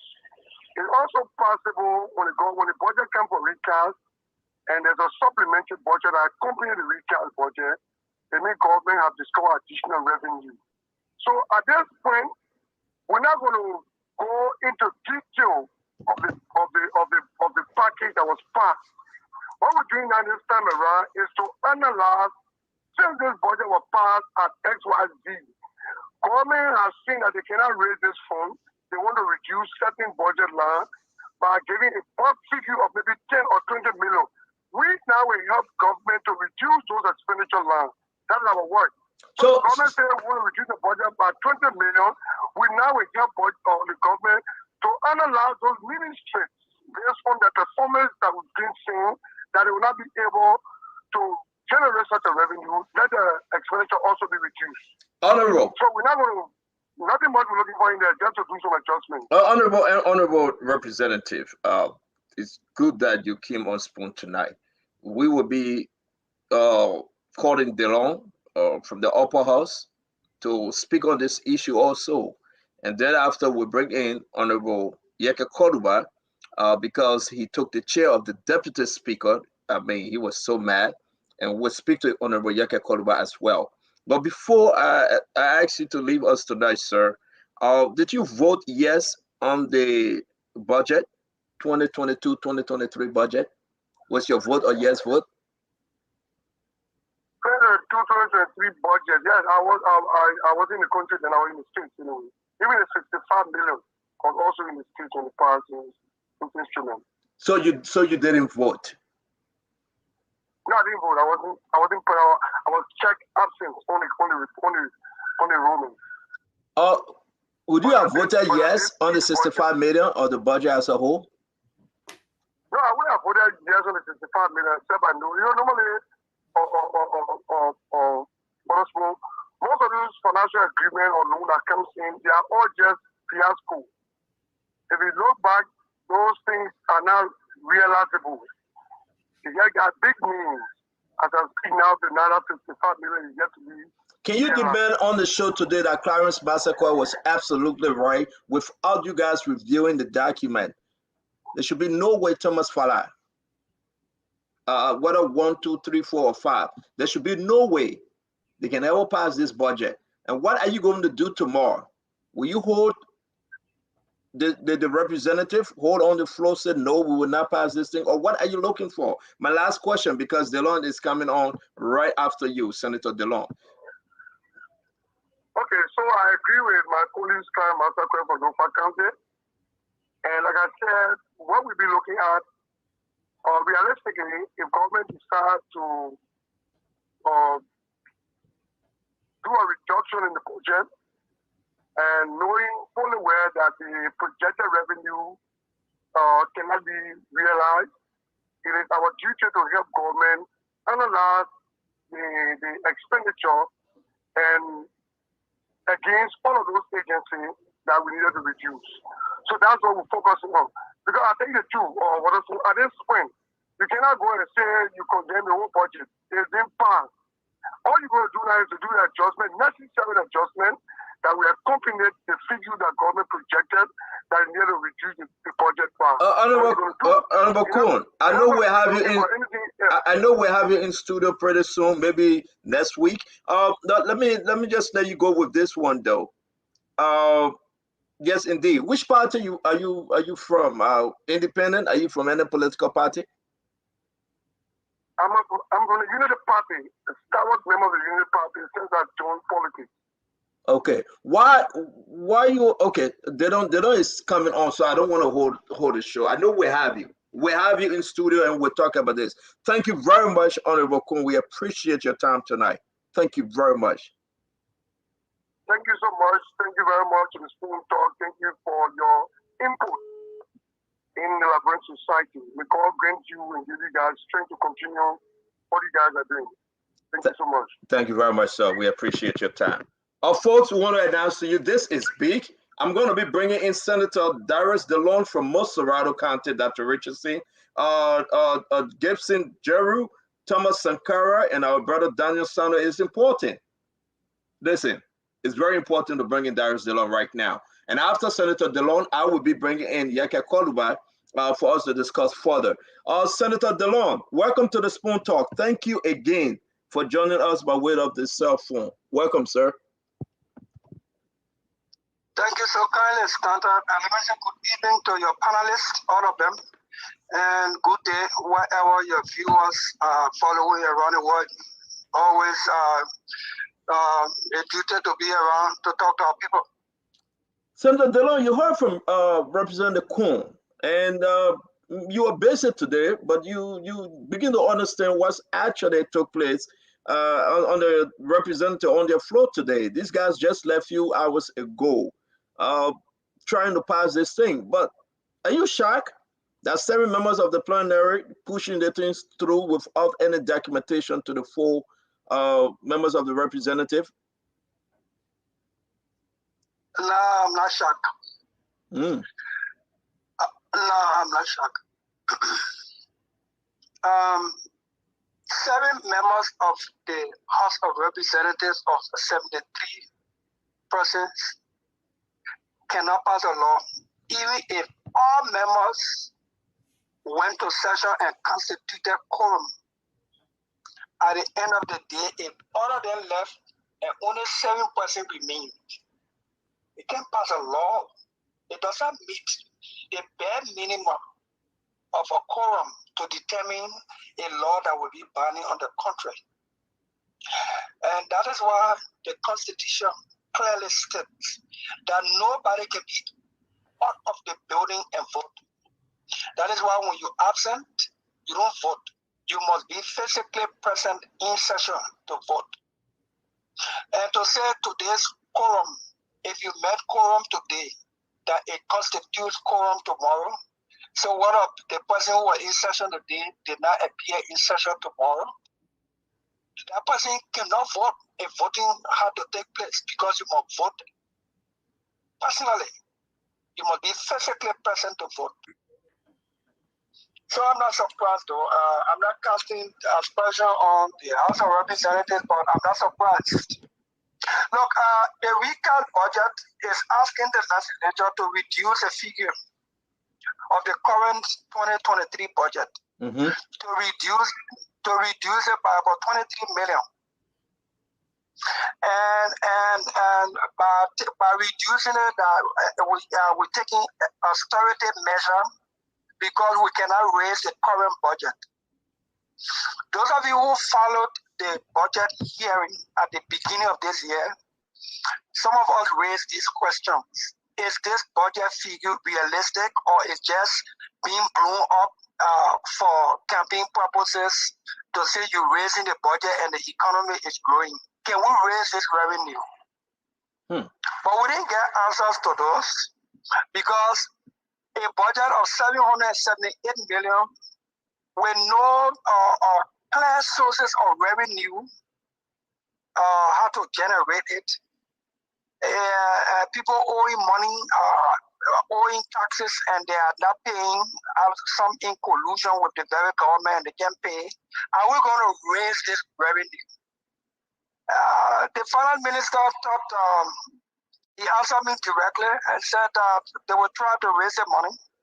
But because there were other technical issues and other requirements that were demanded that were not met, I did not vote for the budget from the Senate on the record. Senator Lawrence did not vote. She was in session. She voted no. Senator Jonathan Subway voted no. And I think another senator voted no. There were 4 senators on the record who voted no. I think it was Jonathan Capier, if I can remember.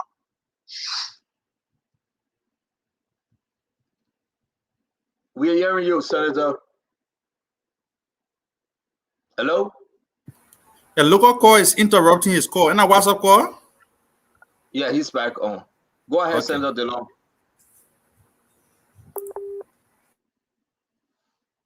Senator Dillon.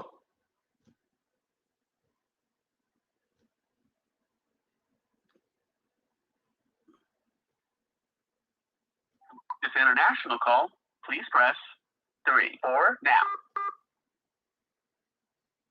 Hold on, guys. We're going to bring in Senator Dillon back. I have to call him directly. Okay, let me try again. Complete this international call, please press 15 now.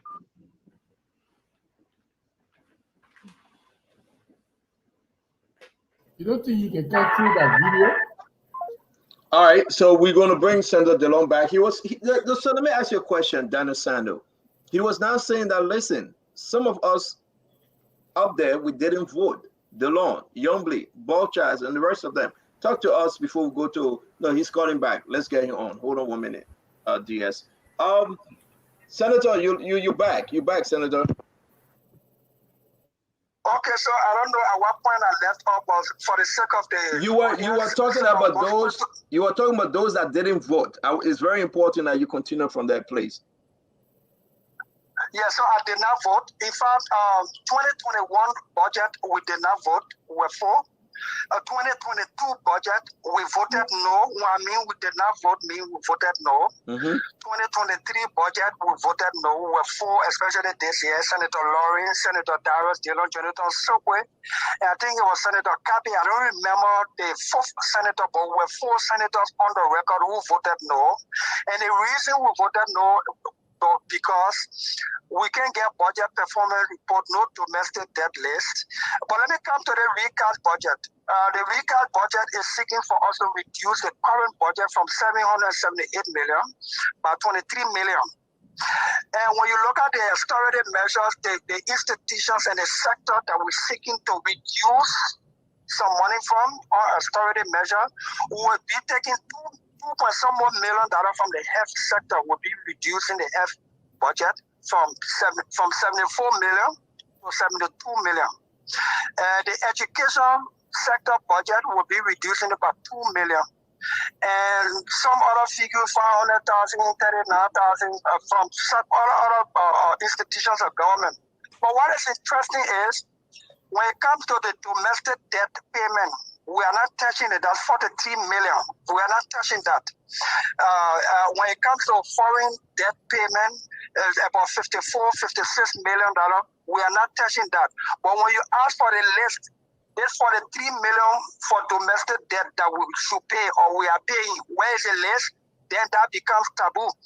So that is why we ask, where is the budget performance report for the first 2 quarters? Liberia now has a calendar year budget which runs from January 1 to December 31.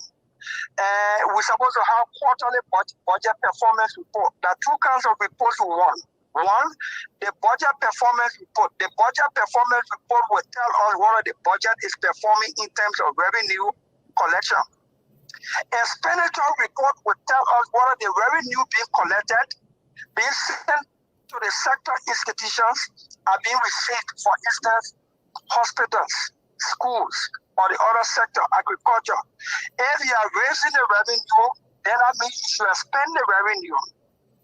Are we spending the revenue? If we say we're collecting the revenue, then why is the revenue not being expended to the various sectors? Like for instance, the health sector, hospitals are not being funded. No adequate medications in the various hospitals. We want to see the budget performance report and then the expenditure report.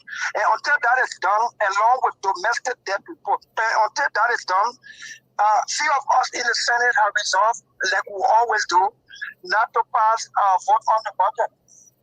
Senator Dillon, you've been talking about this performance report. You've been talking about the debts, domestic debts. Who the government owe? Who are they paying? You want to see the breakdown of everything. What, Samuel Tway, why is he not giving this to you? Because we have practically never had the majority in the Senate to see reason. From 2021, from 2020 to 2023, this CDC government has paid us, at least from the budget figure, this government has paid off almost 300 million in domestic debt. Who are you paying? In 2021, the domestic debt was 84 million in the budget. The fiscal outturn for 2021 budget carries 84 million. That means you projected 84 million. The legislature approved 84 million. The fiscal outturn says you generated $84 million for domestic debt. That means you pay. Where is the list? In 2022, the domestic debt projected was 67 million, approved 67 million. You paid off. In 2023, the domestic debt is 43 million. You have either paid it off or you are paying it off. If you are paying off all this amount, where is the list? Who are you paying? Who are you getting government contracts for? But Dillon, what's your fear? Well, I mean, listen, Senator. Sorry to call you Dillon because you know where we're from. I'm okay with that. Thank you. But the Liberians now want to understand, Senator Dillon.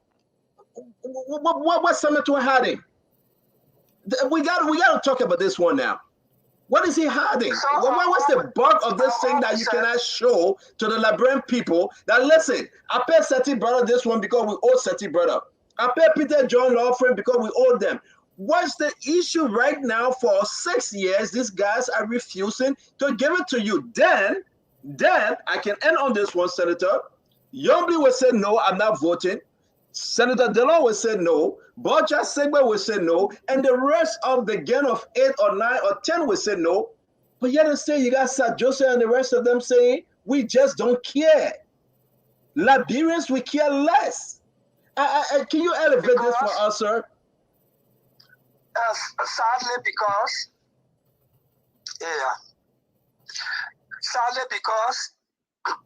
we, the lawmakers, we gave somebody $50 to sing Muyan Pian or they don't care for what left in our pocket that we have robbed them off. Look, the reason we want the domestic debt list for 2 or 3 reasons. Number 1 is transparency and accountability of public funds. 2, for us to know what our Liberians are participating in the economy. Because it is through the budget and awarding of contracts for goods and services. Who's supplying government institutions with stationaries? Are they Liberian-owned companies? Who's supplying government cars? Are they Liberian-owned companies? Who's supplying government? Who doing the road contracts? How many Liberian construction firms doing road contracts, for instance? Bicentennial, as common as it may seem, for bicentennial, that entire event. Who were the Liberian caterers that were catering for food services, catering that you paid that they can improve the restaurant? We want to know what our Liberians are being, participating in the economy, because every time a Liberian-owned company gets a contract from government and government pays that company or that institution, there's a likelihood it will expand. And every time a Liberian business expands, there's a potential for employing another Liberian. So who is this government, or is it riddled with conflict of interest? That's what I was going to. The Deputy Minister for Expenditure, Debt Management and Expenditure, Samuel Wolokori was on your show. Yeah. And he said there is no conflict in him having a company and getting contract from government. If you are the one who's supposed to pay all government debt to companies, and you have your own companies, and government contract you, your company, who you think you pay off first? It's you. That's conflict of interest. Or do we have money in the budget for certain projects, and certain of us in government with influence are forming our own companies, getting the money and not performing? That is why the country is not developing. When it list comes, it will tell us, are we borrowing from the banks? Are we borrowing from the banks and paying back to the banks? If we are doing so as a government, what are we borrowing from the banks, from the commercial banks? And what are we using the money that we're borrowing from the commercial banks to achieve, for which we are paying these banks in domestic debt? We want to know all of these things. But in our place, you can have all the intellectual sound debate, all the credible debate. If you don't have the number, all of you look the same. That is why we're fighting to ensure that the Liberian people will see this time around and do something better. I am on the record, and I am no injured here. We are few. We are insisting on these things. We are not trying to strangulate the government. The government must have to operate, but the check and balance. You look in the budget, the security sector has about 97+ million in the budget this year. Last budget year, the security sector had 102 million. Out of the 102 million, the Justice Ministry have 40 million. Out of the 40 million for the Justice Ministry, the police have 20 million. Out of the police 20 million, they have 14 million for salary and administrative for administration. And there's about 6 million for operation and logistics. When the police doesn't have pickup to go fight a crime, they say, what are the lawmakers doing? But when you ask the very police leader administration to account for the 6 million that is for operation and logistics, what did you do with it?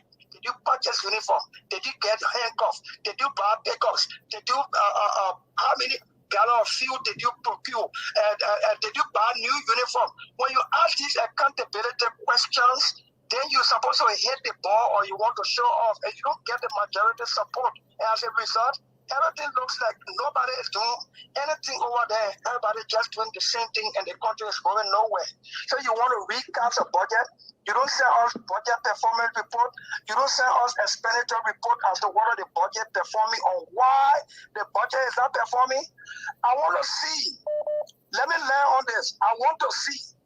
Why are you reducing that budget by 23 million? Did you generate this money? This price? Hey. Did you generate this money? Hey. Good question. And that was my question. Your budget performance report will tell me, and I will measure with LRA collection of revenue to tell me whether you generated the money. And you can't account for it, so you want us to use our hands to reduce the budget so that the ones you collected and can't account for or misapply can just go unnoticed. Dillon, let me bring in the other panelists. Senator, let me bring in the other panelists. You answered my question, so I will move on now to Dr. Richardson. Folks, you are joining the Spoon Talk. Again, we will speak on this thing tonight, late night politics on Spoon. The House passes 2023 recast budget at US $759.4 million. This after rejecting President Weah's request. And Clarence Massaquoi, representative from Lofa County, we said, no, we want to see the document. But you have 7 members. You understand Snow White and the 7 dwarfs? You had the 7 dwarfs saying, you know what? We just don't care about the Liberian people. But on the line with us is the Honorable Senator Abraham Darius Dillon. We're going to move, and after Senator Dillon, we'll be bringing in Brahma Kamara, the former finance minister, to speak on this issue, and we'll bring in Yeke Koluba to speak as well. Thank you, folks. Share the program. Bring in your people. Let's have fun tonight to discuss the serious issue about Mama Liberia. Dr. Richardson, your 2 questions, man. Senator Dillon, I feel your pain. It sounds like you are very helpless in terms of what can you guys do if Mr. Tweed decides that he's not going to present the debt to you guys, the list of how many people the government owes. I was wondering, and maybe you can tell me this, can you go on like a district tour informing Liberians what is happening with the budget? Can you and the gang of 7 go on to radios? Can you go on TVs? Can you write stuff for the newspaper so Liberians can see, as you said, what is happening in the Senate? I mean, that's a good one, Dr. Frenchel. But then again, you just don't know why it costs some of our pockets when we have to do district tours. Any money in the budget for lawmakers is vexing to the country for legislative engagements. Whether you put 1,000 say for legislative engagement, there will be uproar in the country. But everybody wants you to do the thing that will cost money. Let me say this. I agree with you, my dear. You see, the Ministry of Public Works, I just using that ministry for instance in answering your question. The budget for the Ministry of Public Works is 59 million. Out of the 59 million, the Ministry of Public Works got 30 million for salary and administration. Then 29 million for road equipment and to do community roads and all that stuff. So the Public Works Ministry, 59 million, 30 million for salary and administration. And in that 30 million for salary and administration, they got 500,000 for consultancy. They can use that money to consult technicians or to consult a consultant firm or to do bidding and this and all sort of stuff at their discretion. Put $1 in the budget for legislative engagement for us to do town hall or for us to engage our people. But and then there will be uproar in the country, like the 30,000. That is why we fought to remove it from the budget. But who said the country ain't know about the thing that we're talking about, dear? the budget year, and every time I appear on your show, I can sound like I'm being repetitive so that the country can understand. For instance, my dear, we gave 97 million in the budget to the education sector. Out of that 97 million to the education sector, 54 million for the Ministry of Education to run and to pay public teachers, public school teachers. But all of that very amount, the minister offered a loan to run it offer administratively is 1.2 million. The same minister will tell you district education officer can't get money for it because the budget is not sufficient. What is he doing with 1.2 million just to run his office? Maybe it makes sense if he gave me at the mass list that this equal to this amount to this, and then it totals to 1.2 million to run my office as Minister of Education. In the absence of that, 1.2 million sounds very alarming, and it is alarming or may be alarming in the absence of mass budget. But the entire public, including the media, have decided that every time their budget comes up, the first only place everybody will look is how much is there for the legislature. Once you see the legislature figure, the whole budget is finished for the public. The lawmakers then get them for themselves. But here we get a health sector, $84 million last year. $84 million for the health sector. Out of that amount, 7.5 million for JFK. Out of JFK, 7.5 million to run JFK. About 6 million for salary and administration. 300,000 out of that for medical equipment and to purchase medical equipment and medical. So when $10 paracetamol or $30 mattress is not at JFK, the first thing everybody said is lawmaker then took all the money for themselves. Nobody asked for the 7 million. We gave fire service 2 million in the budget. Fire service got 1.3, 1.5 million for salary and administration. They got only $75,000 for fire trucks across the country. But then nobody asked for the 2 million. And so the budget is there. People just decide not to look in our budget, and we have come out to explain this thing bit by bit.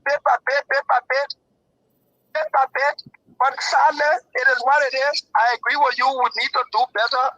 We'll rescue this country and change it and make it better so that our people can understand what budget is, how it impacts them, and we do the right thing. And we cannot do the right thing. We cannot achieve doing the right thing if we don't have the right kind of numbers. And that's the numbers we keep craving for. Thank you very much, Senator. Dr. Richardson, you have your second question? No, thank you. I'm done. Thanks. You're welcome. Gibson Jeru? Welcome again, Senator Dillon. Listen, don't talk to me. You came here, you refuse to come to me. I came to the capital. I'll have it. Let's say that they won't pay his way, so that they want you away. But go ahead, Gibson. Sorry for that. I'll have a t-shirt. I forgot what t-shirt. So I said, oh, maybe I'll not be able to enter. Let's go back and then. But no, I come in September. I will see you by all costs. Senator, I really feel like you shouldn't give up. That's my comment I want to make. Yep. I feel like you shouldn't give up. You should continue to fight. The fight does not need millions of people to win. One person can persistently, and I think the media of Liberia need to give you a hand to highlight those issues that you are talking. When I look in the newspapers, in the headlines, I don't see the kind of issues raised. I don't know what happened to our editors these days. Those days when these kind of issues raised, I would make it a banner headline, But no, it don't come up these days. It don't look there as a news anymore. So I feel you. But look, I'm even more concerned. The 65 million that the other day that the opposition decided they were not going to vote for. Some of your colleagues in the opposition, they voted for it, which is the discouragement in my view. So as it is, do you still think that you have a strong, you can still put a strong number from now until maybe next year? You can still pull a strong number? No, I can only hold my breath right now. Yes. I'm holding my breath every day now until we close. And we were supposed to close today. There are a lot of other unfinished business. There's a new loan for $27 million for poultry and all chicken farm and chicken egg. I cannot guarantee the public whether it will pass or not. The recast budget. So we will have session on Monday and Tuesday. Then we close for the second quarter break going into the Independence Day holidays. There are confirmation nominees for confirmation or rejection still standing, especially those ones up for 10-year job. We're still trying to hold our ground. But at this point, I don't want to give you number, but if I will give you number, I will give you my name. I'll give you Senator Lawrence. I'll give you Senator Subway. I can give you just few others. For instance, maybe James Bunny. But I'm not going to raise the hope of the Liberian people again, like I did about 3 weeks ago. Correct. Before the loan issue. The loan issue is a disaster. That's $65 million. When you look at the loan document, it says that we will qualify because we have met certain benchmark. And when you look at the benchmark, it said we have met. We have not met any of those. It's frustrating. Sometimes you just want to leave this job, spend your resignation, and just let it be. Because the Liberian, the country just seems to say it's okay to be like this. Sometimes you just want to pen your resignation and just send it to the people and say, I'm sorry for letting you down, but I think I can go further than this. No, you can't leave because something just inspire you. One call just come say, no, don't give up. The people looking up to you. Things will change. Keep your hope alive. It's painful, man. Yeah, Senator, I'm even worried that since it was surreptitiously passed in the House with the quote-unquote, they said 7 people, which is disaster, I'm worried that it might be concurred with in the Senate. Since we don't have a lot of strong voices in the Senate these days that can stand their ground. You think I'm all right? I'm good on that? Yeah, so I'm not gonna give the Liberian people the kind of hope that I gave them a few weeks ago. What I can commit is that the little that we have been doing, even with our flaws and imperfection, we'll continue to try to do what we can continue to do until the election, so that the Liberian people will decide whether they want this or they want rescue. So, Senator Dillon, I'm not even going to bring in Daniel Sando because, we will be bringing in Borman Kamara. But let me ask you. Let me ask you this. I'm not bringing Daniel Sando. Senator Dillon, allow me to just. No, Daniel, you'll come in. I'm just kidding. Allow me to just move a little bit. You just ran past us with something about loan for eggs and chicken. Did I hear you right? That's a breaking news. On the floor, before the Senate already, the president submitted that today. Can you tell us where the loan coming from? Parliament until they distribute, circulate the communication along with the financing agreement for us to read with understanding and to ask questions. I wouldn't want to jump the gun, but the letter said it's poultry chicken farm for all the agriculture and chicken egg. I can't wait for this legislature to close so that the Liberian people can decide whether they want the same thing or they want change. Because when they decide that they want the same thing, I will decide whether I want to remain in the same thing or not. Senator Dillon, loan for poultry. Sorry, I really don't want to carry you back, but loan for poultry. With less than 90 days to go to the election, 27 million United States dollars. And the president sent a request to you guys. You feel you sound discouraged. You sound frustrated, Dillon. I just wanted to I just can't place my bet. I can't place my bet on anything right now between now and our closure. I want the Liberian people to hear me and hear me out. And I continue to say, I do not present to be an angel. I'm not a saint. I'm not probably better than anybody in the Senate. But for God in heaven's sake, I am not going to raise the Liberian people hope between now and our closure. Because somebody could get tired issue while coming to session that loss of one vote. Somebody who left us very well could get sick this evening and couldn't go to session tomorrow that loss of one vote. And somebody could be coming to session and they call them back saying, your daughter now well, that loss of one vote. I would not guarantee the Liberian people. The only thing we can do is to go to session every day. We pray for good health. Go to session every day until we close. Once we have that normal day, and nobody changes at all to either abstain or to vote the other way, almost everything John we have won before we close it, we don't get it. But you think I come here to guarantee the people now? my last question, and we'll bring in my last question, and then we'll bring in Sankara, who will ask you two questions, then you can leave. I beg you, Senator.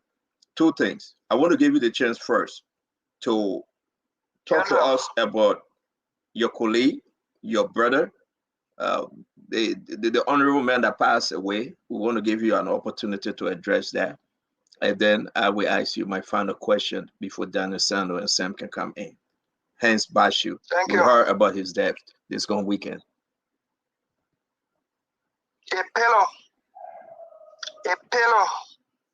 A trusted ally. Hence has been former deputy speaker. Hence has been with us. He has been on and off, sick, on and off. We mourn his loss. It's painful. Our political leader, our rescue mother is in tears. She has lost yet another ally, trusted ally. When she calling me and can't get me, she call Hans Baju. When she get one of us, she know that it's okay. Now, Hans is gone. Yet another trusted ally from our fold is gone. All we can say, Hans soul, rest in peace, and may light perpetual shine upon him. It's a big loss. It's a big loss to the people of Gambasa County, District number 1. It's a huge loss to our camp to help rescue this country. Thank you very much, and our sympathy goes to the family because we heard a lot of good things about him. But I will ask you this: no, he did register. Now that he passed, now what was? I mean, can you help us understand what next for your party? Will you guys be feeding in a candidate? I mean, can you help us understand how would this work? So he registered as an independent candidate as he was elected in 2017 as independent candidate. He joined Liberty Party by 2020. By 2020, after Nyombi took over as political leader, he was not a member of Liberty Party, but he was always supportive of the cause. But after Nyombi Kanga Lawrence became political leader, then he said, it's time for me to join Liberty Party and for us to carry on. So he registered a few days ago as independent candidate. And in keeping with law, you can replace an independent candidate because the person did not register on a political party ticket. And the law says if somebody registers on a political party ticket, in order to withdraw that name or to replace that name, the nominee, the candidate must sign the withdrawal form if the candidate is alive. If the candidate is dead and you have time before the printing of the ballot, you can show evidence that the candidate is dead by evidence of the death certificate, then the political institution can replace that dead person. But in the case of an independent candidate, you can replace them because the person registered as independent. Wow. And for Dillon, I will bring you. I said, thank you very much. Let me bring Daniel Sander. Daniel, please, one question, Una and Sankara, one question, because we're going to have the former finance minister, Boyman S. Kamara, coming on by way of the link. Please, Daniel. Good evening, Senator Dillon. Good evening, Daniel. Okay, let me start by thanking you for the courage that you exercised so far. I know what it means to be standing up for the right thing, and because you don't have the number by your side, and things frequently go against you, the fact that you haven't given up yet suggests that the people who elected you were never wrong. But let me draw your attention to this recast budget issue. I heard you saying that the executive has submitted a recast budget to reduce the original figure of 778 million by 28 million. That is to say that the revenue, that suggests to anybody who is listening that is either the revenue package is not performing and that the government is recasting the budget to make some adjustments. So you've been very outspoken about this, or what you call the 20 million that the importers owe the government of Liberia. And when you listen to you and the LRA boss, I think he came across of more like an accomplice to those importers who owe the government money in the tune of 20 million and I refuse to pay. If the government is saying that the legislature recast the budget because the revenue is not performing, what do you make of the LRA refusal to go after those who owe the government money? How do you just suppose recasting the budget because the revenue is not performing and the LRA and the government of Liberia refusal to go after people who owe them money? What do you make of it? So you see what's interesting and a pleasant, or I want to put it that way, a pleasant coincidence. The executive wants us to do a recast of the budget to reduce it by 23 million. Just 3 million short, a little over 3 million from 20 million that we projected for the road fund money. And LRA can get its own documents together, can give its own accurate account as to whether these oil petroleum importers have complied with that road fund money that was collected and was being kept until the proper system was put in place for them to turn the money over to government. If the fact that the LRA cannot definitively say and hold these people accountable, and we projected and appropriated 20 million in road fund money collection in the budget. And this late day, the government saying we should reduce the budget by 23 million. I won't be surprised that our road fund 20 million is in it because of collusion. Or that they collected the revenue, misapply it for political and campaign purposes and want to use the hand of the lawmakers to reduce the budget so that they can be able to account for what they have already collected and misdirected. Sadly, we opposition who go into election to replace this gang from over the country, kind of aiding and abetting them by giving them what they want. How sad.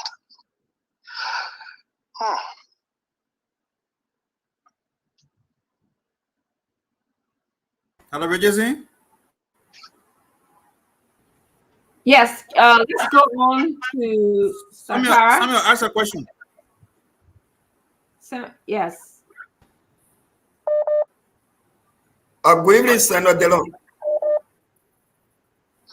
Sakara, how you doing? I'm great, Senator, and let me appreciate you for being on the show today, on the Senator. Rachel say, for me, I don't have question for Senator, but just few comments that I intend to make. And I still have the strongest conviction that one day this country will be a great nation. Liberia will be a great nation. And I still believe that it was of no regret that many of us supported Senator Dillon vigorously with all of the intimidations and oppressions. And we still stand by our convictions with regards to that. But again, with regards to the budget report, like I did ask Senator Koon, and I think Senator Dillon just validated the argument, and for which Senator Koon was not to that extent fair with the Liberian people when it comes to budget performance report.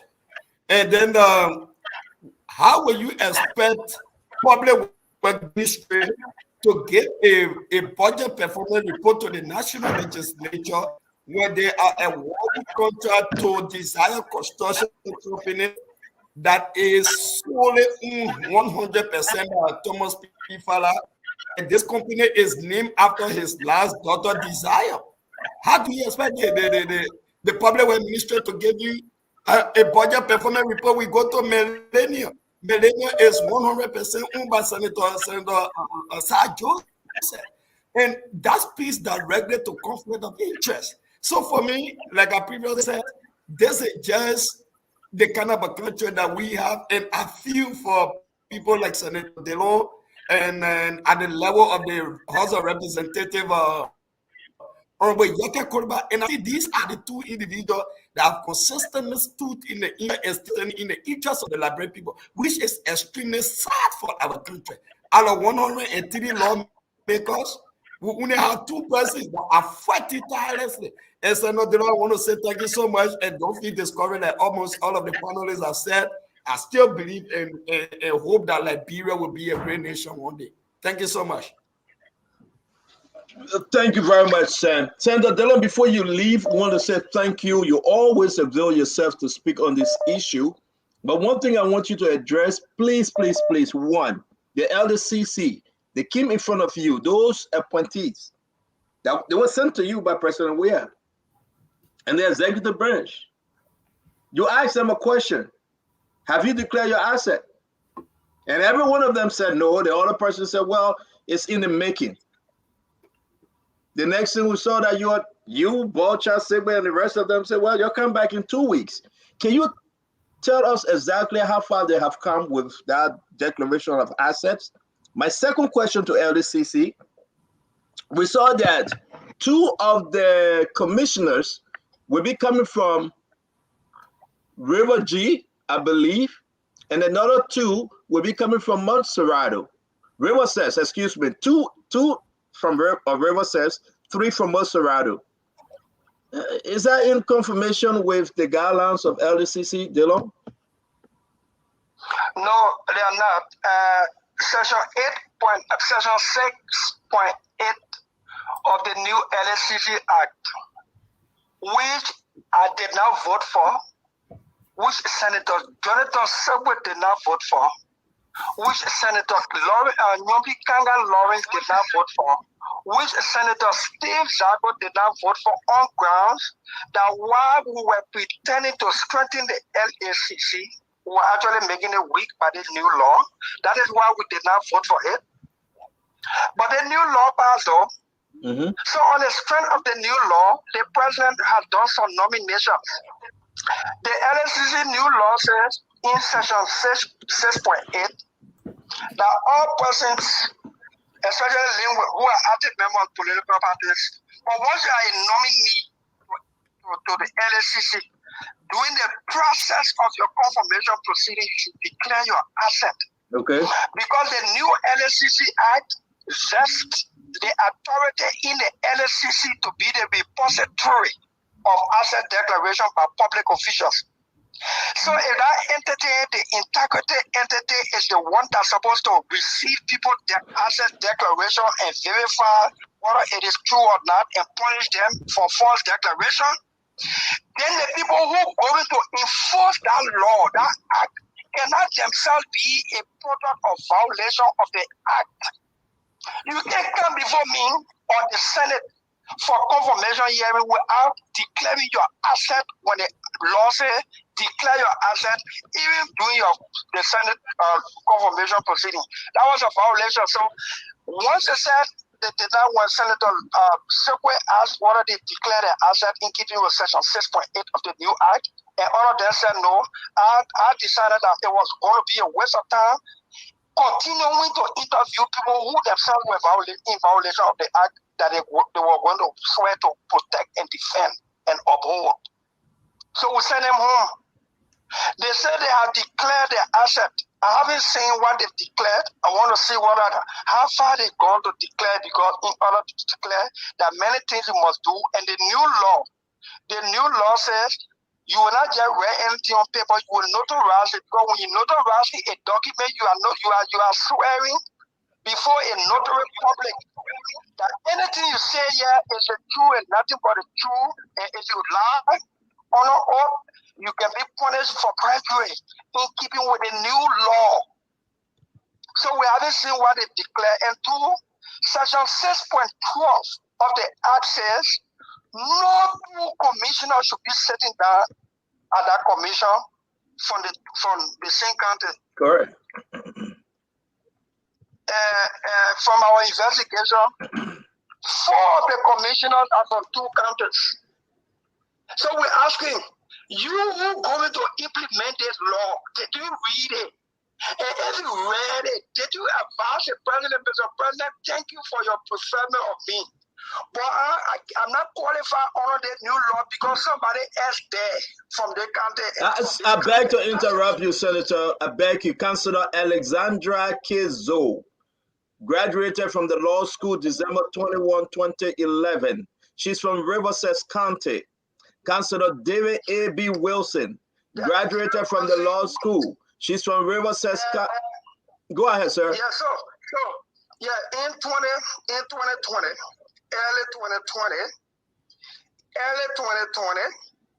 when the president of Liberia nominated Wabodiki to go to the Elections Commission and nominated every Martin to go to replace Wabodiki at LSCC, I raised a question with every Martin whether he read the act creating the LSCC on the very provision that he was not qualified, and it was unfair to even himself and the president that he wouldn't advise the president as a lawyer.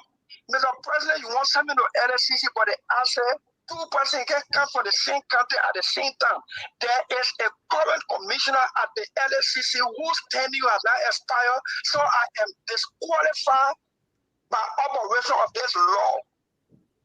When every Martin came for a confirmation hearing, when I asked him that question, we decided we would reject him on that basis. The president withdrew his nomination and kept him as county attorney for Montreal County. It is the same law. Dave Wilson, Commissioner Dave Wilson is from Riverside County. The current chair, the one who is nominated to chair the new LSCC, is coming from Riverside County. How can you send 2 persons from the same county when it is in violation of the law? Who doing these vettings? I will read the rest of them. Senator, forgive me. Our folks need to hear them. Councillor Orita Senator Davis, she's from Moserado County. Randolph E. Taps from Moserado County. Ernest R. Haldris from Moserado County. What's going on? What's actually going on? So that is why people think confirmation hearing. You see, the 1847 Constitution carried that the president would appoint people in his government with the advice of the Senate. When somebody advises you or an institution advises you, you can choose to take that advice or not. The 1986 Constitution removed that word advice to the consent that the president will nominate, and with the consent of the Senate before the president will appoint. That means the Senate will have to consent, and the process will call confirmation hearing. People think confirmation hearing is joke. Confirmation hearing is constitutional. It is serious. It is like a job interview. It is the last vetting committee of the republic before certain people go into certain jobs to serve the public. That is why it's a constitutional. So that even if the president vetting committee made an error or they were deliberate in sending people or they want to give people jobs for the political award, they send it to properly vet. And our vetting must not be blindsided. It must not be on a witch hunt. Our vetting must not be restricted to somebody's academic credential. Our vetting of that person's credential should include their work ethics, their professional ethics, their moral conduct, their character in society, whether they are suited for the job. Thank you, Senator. That is why we don't take confirmation here in London. That is why since we became senator, thanks to the Liberian Senate, since we became senator, we have rejected some nominees, not because we don't like them, not because of the politics. We rejected so. We rejected Darlington from the airport. We rejected about 8 nominees so far. That is, you want people who are nominated to fast and pray and make sure that they dot their I's and cross their T's when it comes to their credentials. And when their suitability also counts. Thank you, Senator Dillon. How can the president send people in violation of the new act that he bluffing with, say, they're not starting LSCC with new law? And the first thing you do with a new law is to violate it. Then when we confirm those persons, we are aiding, abetting, and enhancing and enabling the violation of the act. And we will not do that. Senator Abraham Darius Dillon from Montserrat County, we say thank you very much for joining us. Again, we appreciate you, sir.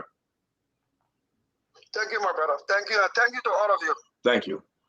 Folks, as you can see, we've been also so happy to have the former finance minister. A great show today, folks. A great show today. We have to discuss all these things. The former finance minister, Boyman S. Kamara. Welcome, sir. Thank you, Stanton, and greetings to all of you, the panelists, and to all of our brethren in Liberia, in the diaspora. We are happy again to be back on this show to share a little bit of what we know that could be of benefit to our people. And thank you for receiving me. You are quite welcome, Dr. Richardson. Can you please take on the show? This is very important for me to take, man. Okay. Thank you. Yeah.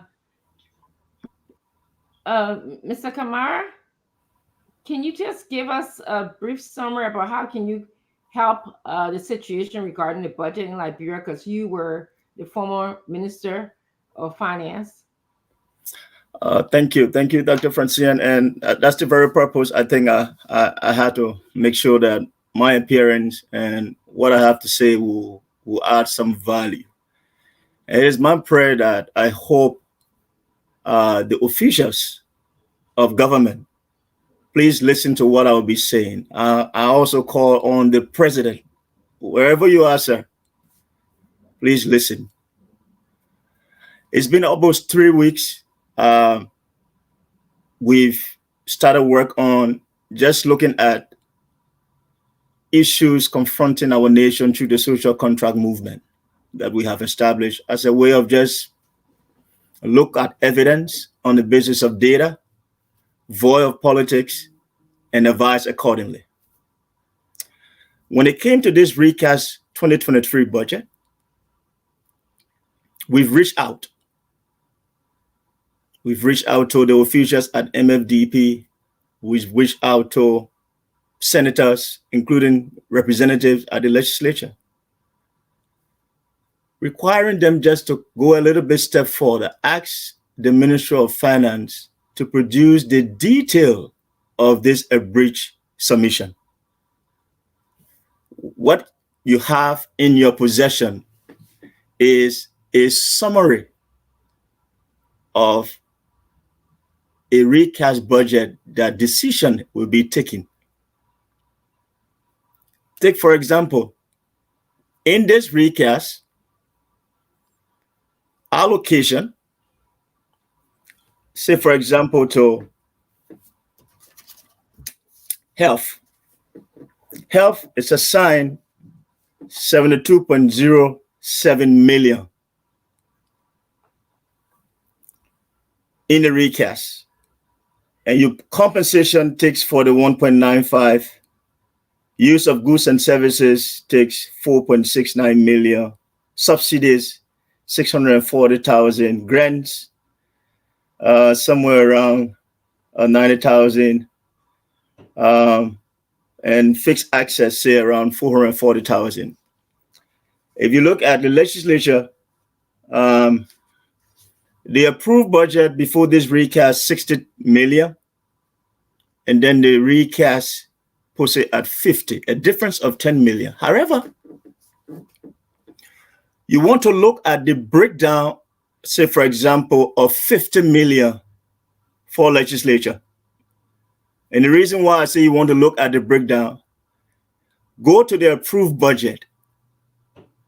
The approved budget for 2023, page 6, the office of the pro tem, a line 26 grants, under which is legislative committee hearing, takes in 2023 1.13 million United States dollars, which did not exist as a line item in 2022, which did not exist as a line item in 2021 or for prior years.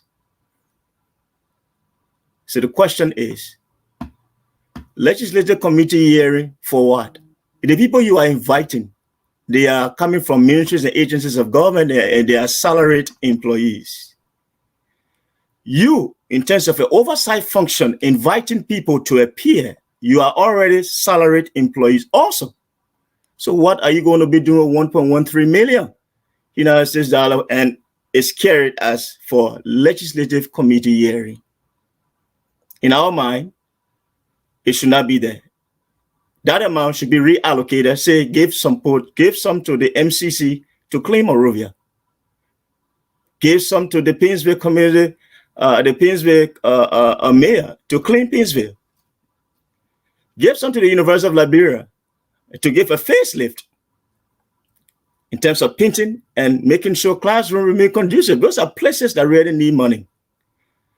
So we for the last week plus, if you go down to the Ministry of Finance website, I just tried attempting to see whether the website will permit me find the recast and also look for, if possible, the publishing of the detail of the recast. And every time for the last 30 minutes, the website seems not to be accessible. If somebody can just check for me, please. If you can just go to the Ministry of Finance website, if you can access it now, please just confirm what I just said. To see that having reached out in 2 weeks to some members of the legislature, the House will pass on a recast budget that did not give you a detailed breakdown. So on what basis did you pass it?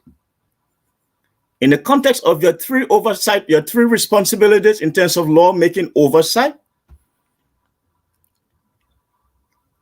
how come on this one, your oversight function to allow for a public hearing on a key instrument that will determine the well-being of the Liberian people, that the House of Representatives chose to pass on a recast, a breach budget, not the detail, not knowing what is inside. So who can tell me the breakdown of all of a breach or summarized amount? Nobody knows. And yet you see 73 persons representing the people. There will be a few of them. When I call Honorable Henson Kersel, I will call some names. He was out. He said he was not part of that decision to pass on a breach-free cash budget because he was somewhere out of town. So why the rush by the House? I mean, by the House of Representatives. Why the rush? Why will you rush to pass on a very important instrument at a time when the very reason for the recasting of the budget. So when Stanton, you were asking some question, what does it mean to recast? When you're recasting a budget, it simply means you have budget shortfall. Your revenue projection is less your expenditure. And the very reason, as provided for by the government, reduction in trade volume. So our international trade taxes on the basis of how we do business with the rest of the world, your volume has reduced. And that reduction in volume simply translates into less foreign exchange coming to Liberia. That means your revenue collection as projected in the approved 2023 budget is not realistic. So you have to now go back and ask yourself, if we have shortfall in this area, how much? And that explains the 23 million. But beyond that, my point is, why did the House of Representatives choose to pass an abridged budget without any detailed breakdown? And you cannot even ask the Ministry of Finance. We joining a call for almost 2 weeks. Kindly gave us, we want to just advance some recommendation. And as I speak, Stanton and fellow Liberians, I have never received the detailed breakdown of the recast. How can people begin to just treat the Liberian people without any form of care? And that's why I did a post. And Stanton, this is what the post reads. You want to send it to me? Maybe we can. I got it on my Facebook. I don't know whether I can do that now, but it's not long stuff. And I said, July 26th, Independence Day is on my mind. If you were the religious advisor to President Weah, what will you be advising him to do about this year, 176th Independence Day? For me, I will recommend 4 things, given his recent visit to Israel. First, no elaborate Independence Day program and call for a 3-day fast and prayer as leader for God's mercy, healing, and cleansing of the nation. Second, lead a campaign to clean Monrovia and its environs. Third, use any budgetary allocation for July 26 to buy medicines and other medical supplies and equipment for JFK, Redemption, Phoebe, and Jackson F. Doe hospitals, and visit them and speak with staff and patients. And fourth, have a meet and greet for our underprivileged brethren, society labels, Zogos and Zogis, and initiate an emergency youth rehab fund drive to help address the raging drug addiction problem among youths, i.e., a recent video recording trending on social media with a young man hitting his head repeatedly against a light pole while people watch with indifference and no one attempted to stop him. What if it was your brother? Will you watch him destroy himself in such a manner? These will be my advice to President Weah on this 176th Independence anniversary. What's your 4 things you will advise? It's just to say, we're doing all we can. Look at the issues. And now I'm calling on the Senate, and I want to join the rest of you in commending Senator Dillon and all other well-meaning senators who are standing in defense of the downtrodden, in defense of the poor person, in defense of the voiceless. Senator Dillon, I say to you, don't waver. Don't get tired. For God is raising up an army of well-meaning Liberians who are now beginning to stand up. No longer shall we be silent. And as Plato said, we refuse to allow ourselves, being good men who have for too long remained indifferent to public affairs and allowing evil men to rule us. Enough is enough. We will speak to these hard issues until change comes.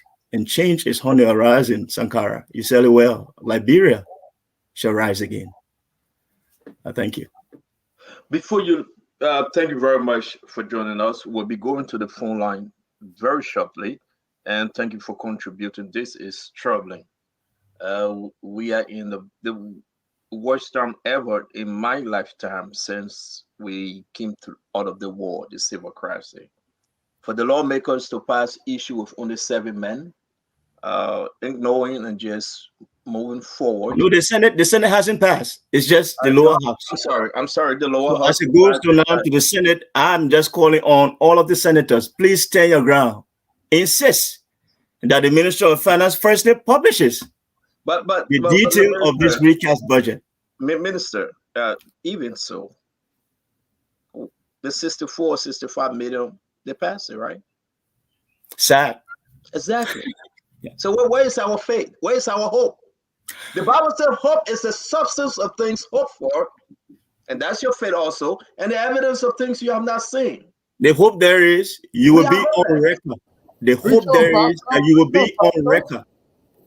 The hope there is, Tanjan, all of the senators who will stand against this, they will be on record, and they shall be remembered for it. And just know, God, very soon, you'll begin to see some things happening to people. And you will take it that whoever that plays with the poor, you are standing against God.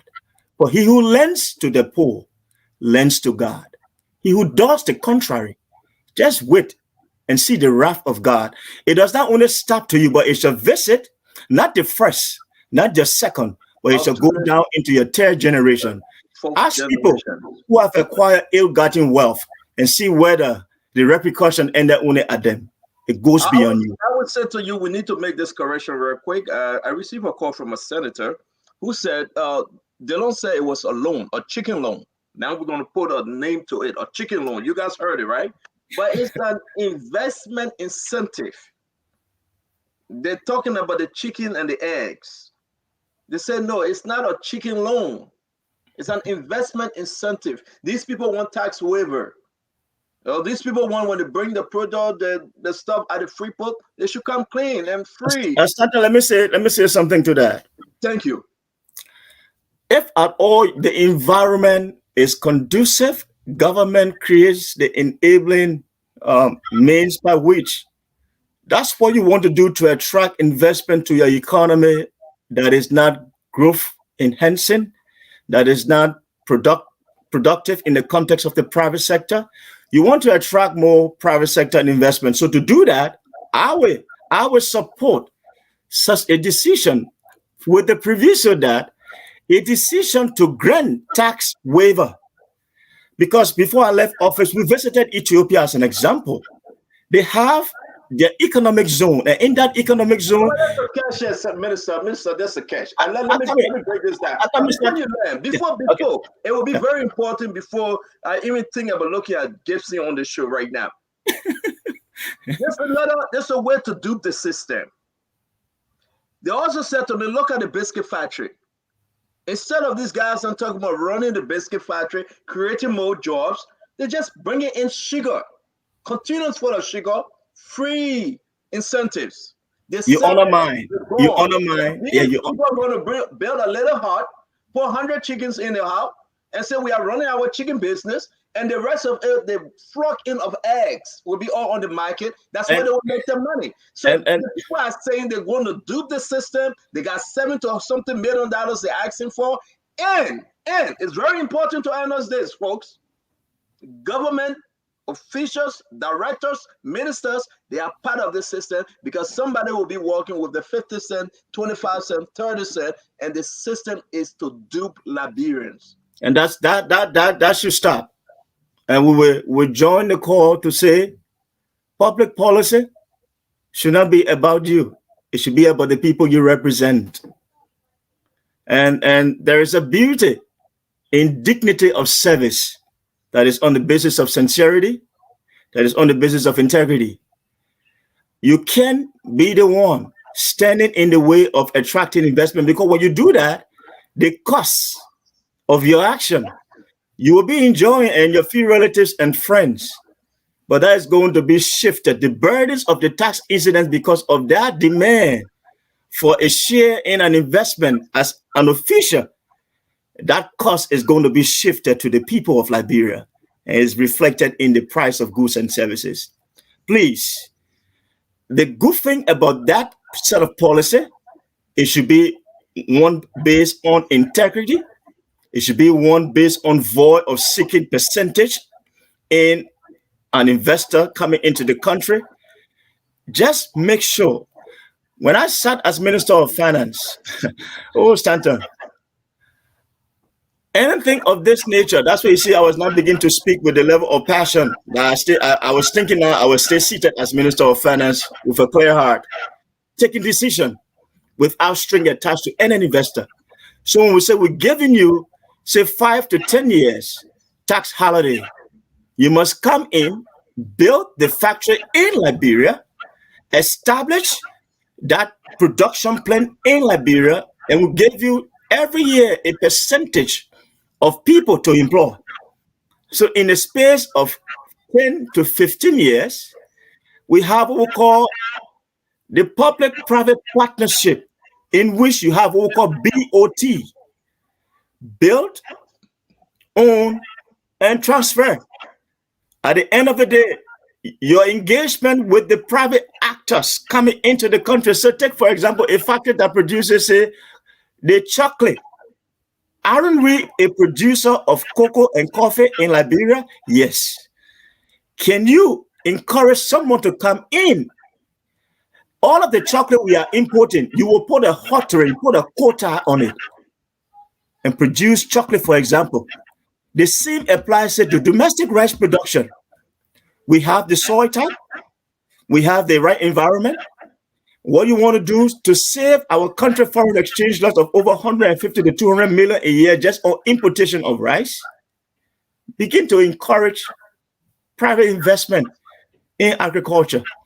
And I will end on this note by saying, Senator Dillon, the money we're talking about allocation to the sectors for health, for education, for agriculture, more than 90% of that is on consumption, not on core spending. So when you say the office of the Minister of Education, what is that? It's part of the salaries in terms of consumption, where we just pay compensation, goods and services, people traveling here and there. But the real allocation that we must not be talking about, and that's why I'm insisting on this recast budget. Can we take more of the money, say for agriculture as an example, Stanton? Can you give more than 2 million to agriculture? In 6 years, almost 6 years, agriculture sector in terms of capital expenditure received only 1 million. Yeah, in 6 years, 6 years. In 12 years under President Salif, almost the same picture. Agriculture sector receiving less than 10 million. You see? So there has to be. I understand. I want us to stay put while we take questions. Today we're going to take questions because it is important. It is about the Liberian people. It's about the budget. You got to understand, man. This, thank God, election is less than 3 months. Less than 3 months. There's no. How long will we say this? How long will we cry? Yes, let me say this. I'm begging all of you listening to me, especially you, my mother in Liberia. You're in the market, you market seller, the pimping riders, all my brothers, then you are underprivileged. I don't call you Zogos or Zokis, hear me. We're going to put in your hands, we have already started circulating the social contract. The social contract is your power.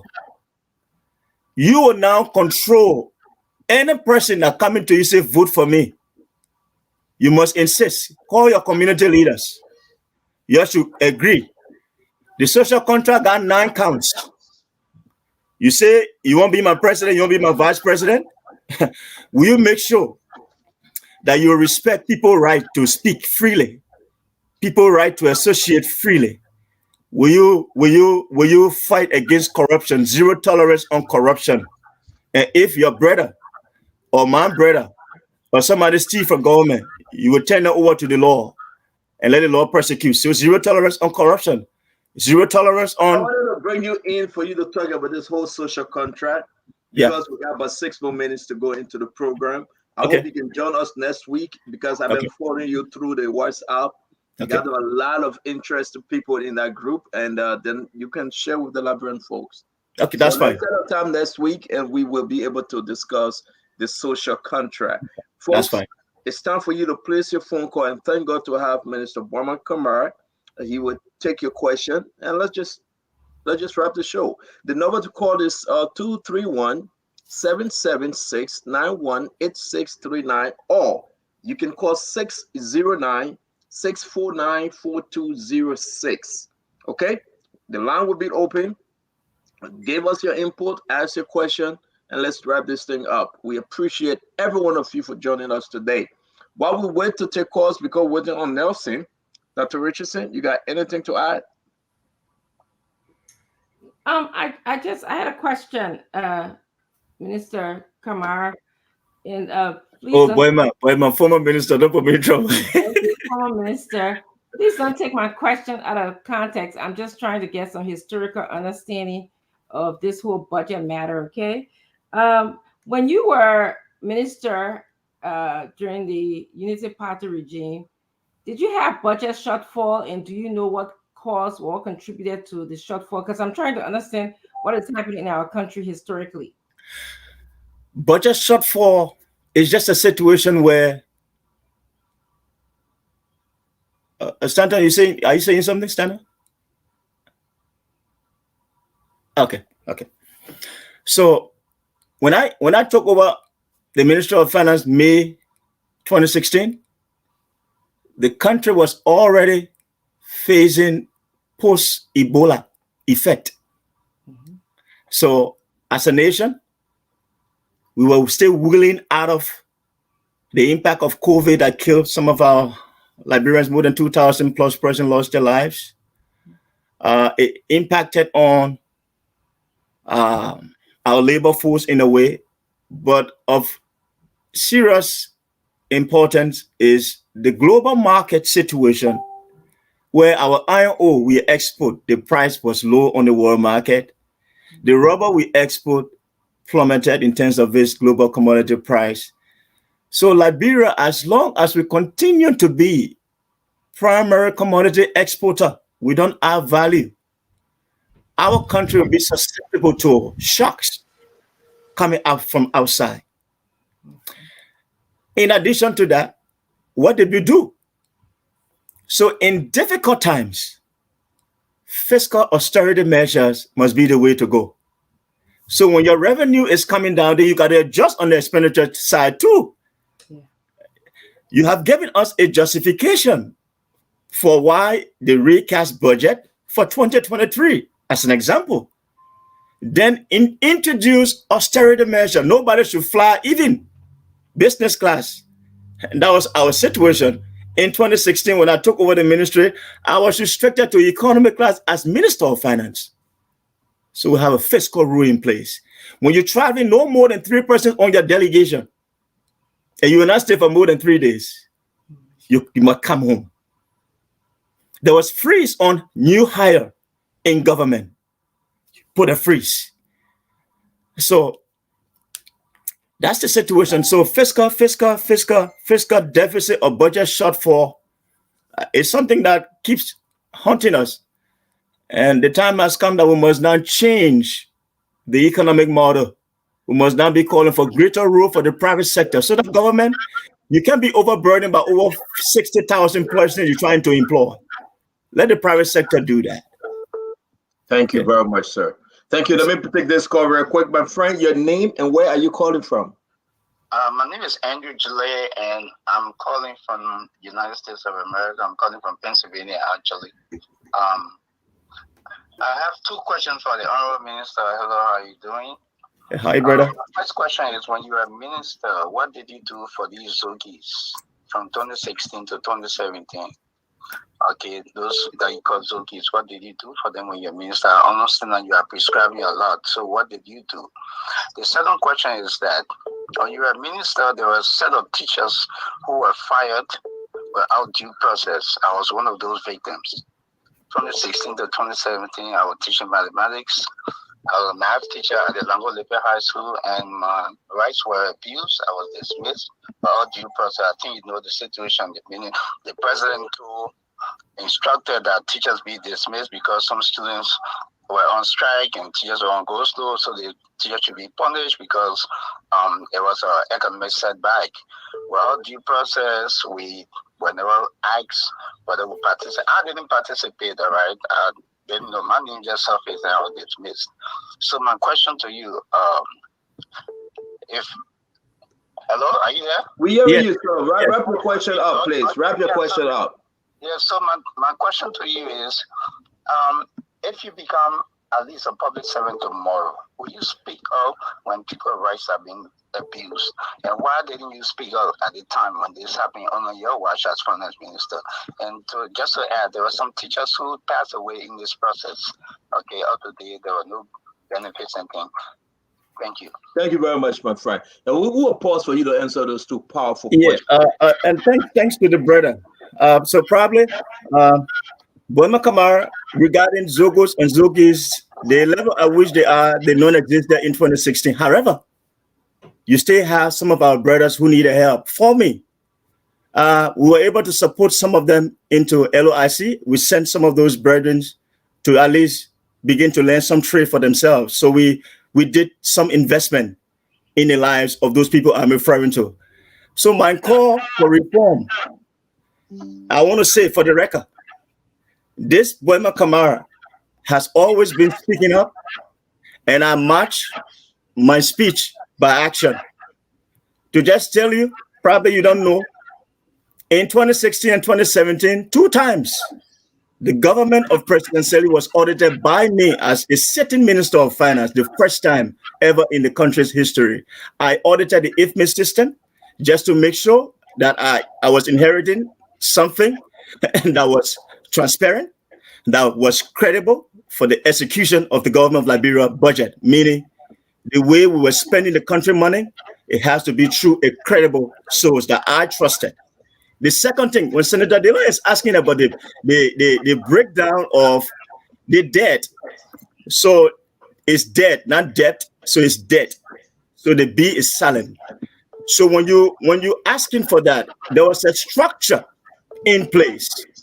The Ministry of Finance on its own will never do allocation and payment to people. It must be through a committee, and the committee comprise the Ministry of State, the Ministry of Justice, the Central Bank Governor, and I think Commerce, and included the President. So if there's any payment on debt, that breakdown of who received what and why they were receiving it, it went through that committee, vest it before payment. So today, I don't know whether there exists any debt management committee. Thank and you then, very much. And then when you say on the teachers, yeah, just appreciate, my brother. I couldn't do more because I was just a short-lived Minister of Finance who came towards the end of the administration. I can bet you, if you allow me just to serve for 3 or 4 years as Minister of Finance, there is a testimony that someone said to me in terms of what somebody said, especially at the highest level in government. If only there could be 3 or 4 persons who would stand up as I stood up. Just note that there were some people who even took government money through LBDR from the Ministry of Finance. I prosecuted those people. I turned it over to justice to make sure they accounted for every dime. And the people who were in the Ministry of Finance, we did deduction from the salary to restitute what they took from the private sector money that was intended to go to Liberian businesses. So I don't come to the conversation in pretense. I don't play politics. I am a man who God has endowed for such a season in our nation, and we will speak truth to power. And the time has come that we'll begin this process unashamed, because our people need a better life. And Liberia has too many better Liberians in the diaspora, even back home. The time has come that we must rise up and stand in cause of our nation. Thank you very much. Who do you have, Nelson? So, I have someone on the line here already. Let me just bring it in. Hello, you live. Yeah, good evening, Messi, and good evening to the rest of the panelists. This is DJ Lumet, Vice Chair for Administration Forecasting Think Tank. Let me say hi to Mr. Kamara and the rest of the panelists. Look, I've listened to Honorable Dillon talking about people, the lawmakers, the executive reducing money from the health ministry and the education ministry to put it into role. For me, I just conclude that the putting into role, these rain seasons that I've been looking at, who's going to big role on the rain season, or who's going to make us on the rain season? They put it in there just to take it and use it on themselves on campaign. Like, these people let us be serious. What is going on in this country? We give the people another state there, we cry, if I'm symptoms, let me say this, but also all I can hear calling you people back in and back there to say, if we allow this government to come back to power, we are doing when they call you're doing good stuff in the Philippines. Because it's happening. People taking money from health. Imagine you go to the hospital, they tell you no drugs. You go to school, people still running after you. People still taking patients, shares and running around. Okay, you do put that money into education and the health sector, but it's taking the why are we going to get from there? Okay, thank you. People are like real people. Thank you. Thank you to Honorable Dillon. Thank you. Let me take this one. Hello. Hello? Yes. Can you speak louder, please? Yeah, hello? Yes. Go ahead. Yeah, my name is Isaac Tucker, and I'm calling from Andover, Minnesota. Yes, sir. Talk to us. I got a point that the former minister to address.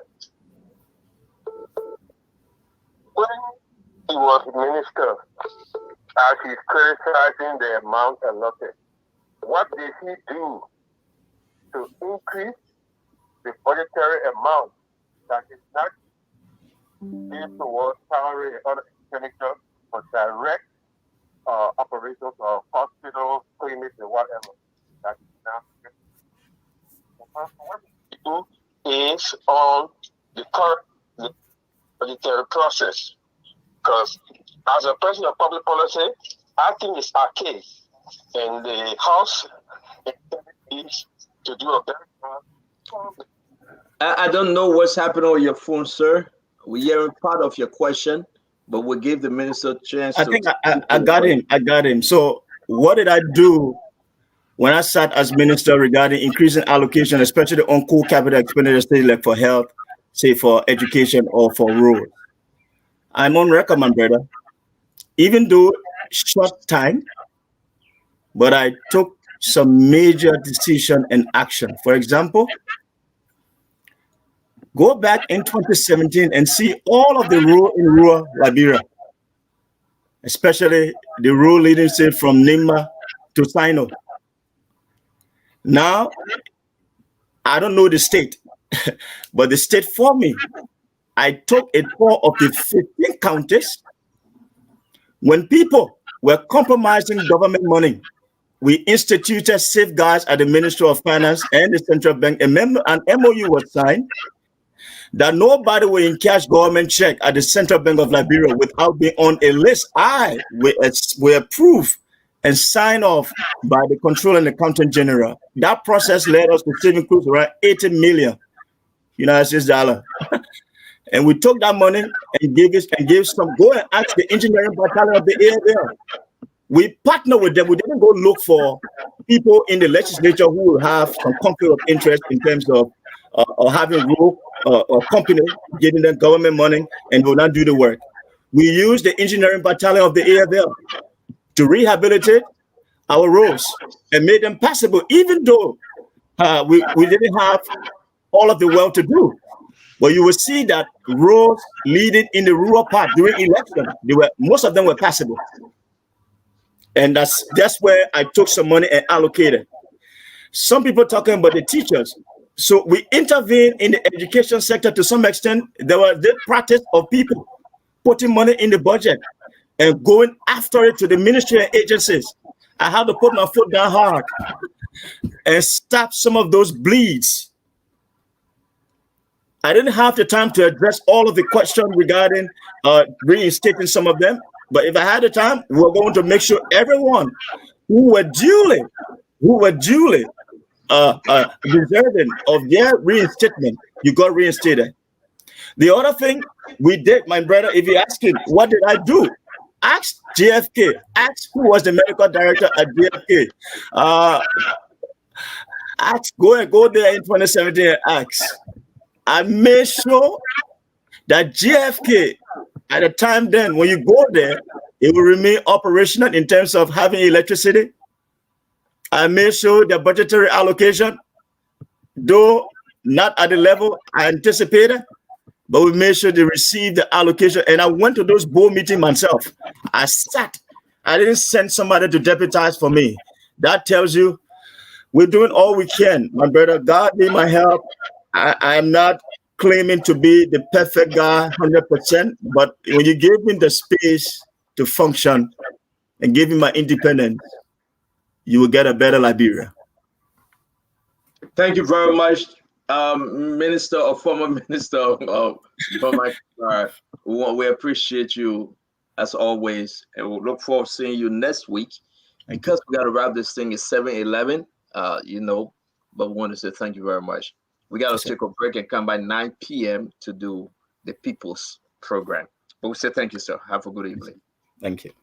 Yes, sir. All right, Dr. Richardson, I don't know who, Jerry Gibson, I don't know why you're laughing.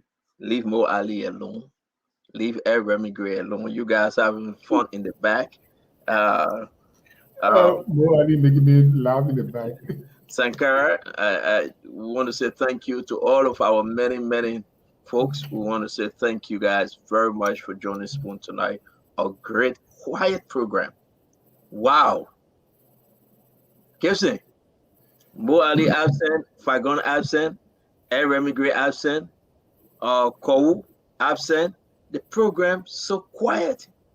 That's why we are so successful today. Because we don't have Mo Ali. We are so successful today. And thank God for that. All right, folks, I want to say thank you. Join us tonight, 9 p.m. Eastern Time in the United States, and that will be 1 a.m. Nelsie and myself will be doing what we usually do, speaking to Liberians, asking you what's on your mind, what you care to tell your Liberian people. If you send greetings back home, then let's talk the issue, the Liberian issue. Again, as I said, for my closing, I'm tired. I'm tired of beating on Mr. Cummings, Waka, Yuri. Somebody sent me a clip today and said, oh, that's Ben Yuri was having a meeting with his folks, and he was saying everything. Listen, if you want to fight opposition, fight opposition. If you want to fight President Weah, fight President Weah in those in position. But let's talk about the issues in Liberia. The bad roads, the bad healthcare system, poor education system. Let's talk about the pregnant women that are just going to give birth in the wheelbarrow or in the pen or keke. Let's talk about those that cannot leave the hospital because they owe the hospital, so therefore they have become hospital prisoner. Let's talk about those issues. But let's talk about what we built our nation up, like we did today, a beautiful program, the budget. Let's try to sell these things to the Liberian people that they can make up their mind to vote right. We want to say thank you to Representative Koon, Senator Dillon, again, former Minister Bama Kamara for the beautiful presentation tonight. I want to say I'm coming back. We'll sing, we'll dance, we'll laugh, and we'll have fun. You out there, you can join us. Everybody have time to talk. You can talk as much as you want to talk. We'll open the phone line. And again, it shall be well by the grace of God. Thank you, Mr. Gibson. Thank you, Mr. Johnson. Thank you, Mr. Sando. Thank you, Dr. Richardson. Let's talk about the expired medication sold in these pharmacies. That is from Beatrice Kanga Gray. What you want to talk about, I like what she just said. Give us some idea. Let's talk about them tonight. Liberians are up. They'll be waiting for this very great program. So let's talk about all these good things and all these bad things, the good, the bad, and the ugly. We will discuss it tonight. And again, if you have the time, join us, Beatrice Kanga Gray. Join us that we can discuss this issue as well. Every one of you, welcome. We'll put the link up. We'll open the phone line. Come in as you are. Make yourself presentable, though, that we can talk the issue concerning Liberia. Thank you, folks. I'm done. So, Dr. Richardson, you want to go? You're muted. You're muted. I don't know why she's on the other side, unless you're going close to her cousin, boy, man. Yeah, I was very impressed with him as usual. Always impressed with him. It was a great show, very informative. I'm looking forward to the Representative Koon displaying the list of the 7 representatives who uh, clandestinely changed the agenda for the budget and voted to pass the budget. I believe those representatives should be exposed to the Liberian people. They are not working in the best interest of Liberian people to kind of clandestinely pass a budget as such. I wanted to just give thanks to Dillon for his hard work. I still do believe there's a part of me that believe that you don't need $30,000 to go speak to your own people in the district, because I felt like you were saying, oh, you take the 30,000 out, everybody put a mouth on the legislature because we put money in the budget to do our job. I've been to Monrovia a couple of times. I mean, you need gas. You can just go to your own district and call people and speak. So you can go to a radio station. You can write some news clips, articles. Will it be free though? Going to the radio station will be free. Even if you come on phone, it's not going to cost $30,000 either. It cost me about $100, $50 to $100 when I go to the newspapers in the news stations in Liberia. I've been to a few when I'm there, so it cost me about $100. It's not $30,000. Okay. Yeah. So let me see. Lastly, it was just a great conversation. It was a great one. Yep, it was. I listened. I enjoyed the show today. And thank God, I was praying to God that Daniel sound shouldn't interrupt, and he was very patient, and I was happy. Thank God was able to manage through with gifting, and we are grateful to God for that. Daniel, you want to go in, my brother? Sure, because it's already late here. So, it was good today being here. I think that the Liberian people benefited in the end, because the conversation we're having, it's good that we're having the kind of conversation with 2 months or 2.5 months to the electoral process. And when you listen to Senator Dillon, he sounds very frustrated. And folks are very frustrated in the system. But again, the country is all we have. We cannot give up on it. What is important to be noted in the wake of everything that has happened is that the George Weah experiment has failed Liberia. For someone else who followed politics during 12 years, if somebody has said to me that the Buffer Chambers, who was a fierce advocate, a critic of President Salif, at some point, they met at one program and Buffer Chambers almost slapped President Salif because he believed that Ellen was corrupt and she was not operating the government in the interest of the people. Today, this very Buffer Chima, a third-term lawmaker, serving his third term, speak of the legislature, honor George Weah. The legislature has become a cemetery. Nothing could come out of that place in the interest of the Liberian people. For 7 members of a House of Representatives comprising 73% to connive and surreptitiously pass the recast budget, it's not just disgusting, but it speaks of how these politicians who make noise for power are just self-seeking. And this is happening on the careful watch of Buffer Chambers. Buffer, all people, is now Speaker of the Legislature. The 7 men passing the recap budget, we could demonstrate. It's up to the Liberian people. We talk, we go and say everything. It's up to the Liberian people. We are having this conversation with 2.5 months to election. We're having a conversation 2.5 months of elections. Some of you were in t-shirts a few days ago on the street, going to church, George, we are thank you. When the hospitals across the country are out of drugs, when the regional police commander, let me close by saying, the regional police commander in Grand Gile died of a fire incident because Grand Gillette County and almost all the county in the southeastern region, they got one fire truck. But CDC is in Moreover buying hundreds of pickups and thousands of motorbikes for the campaign. 2 days ago, you were in the street going to that job. I thank you. It's up to you.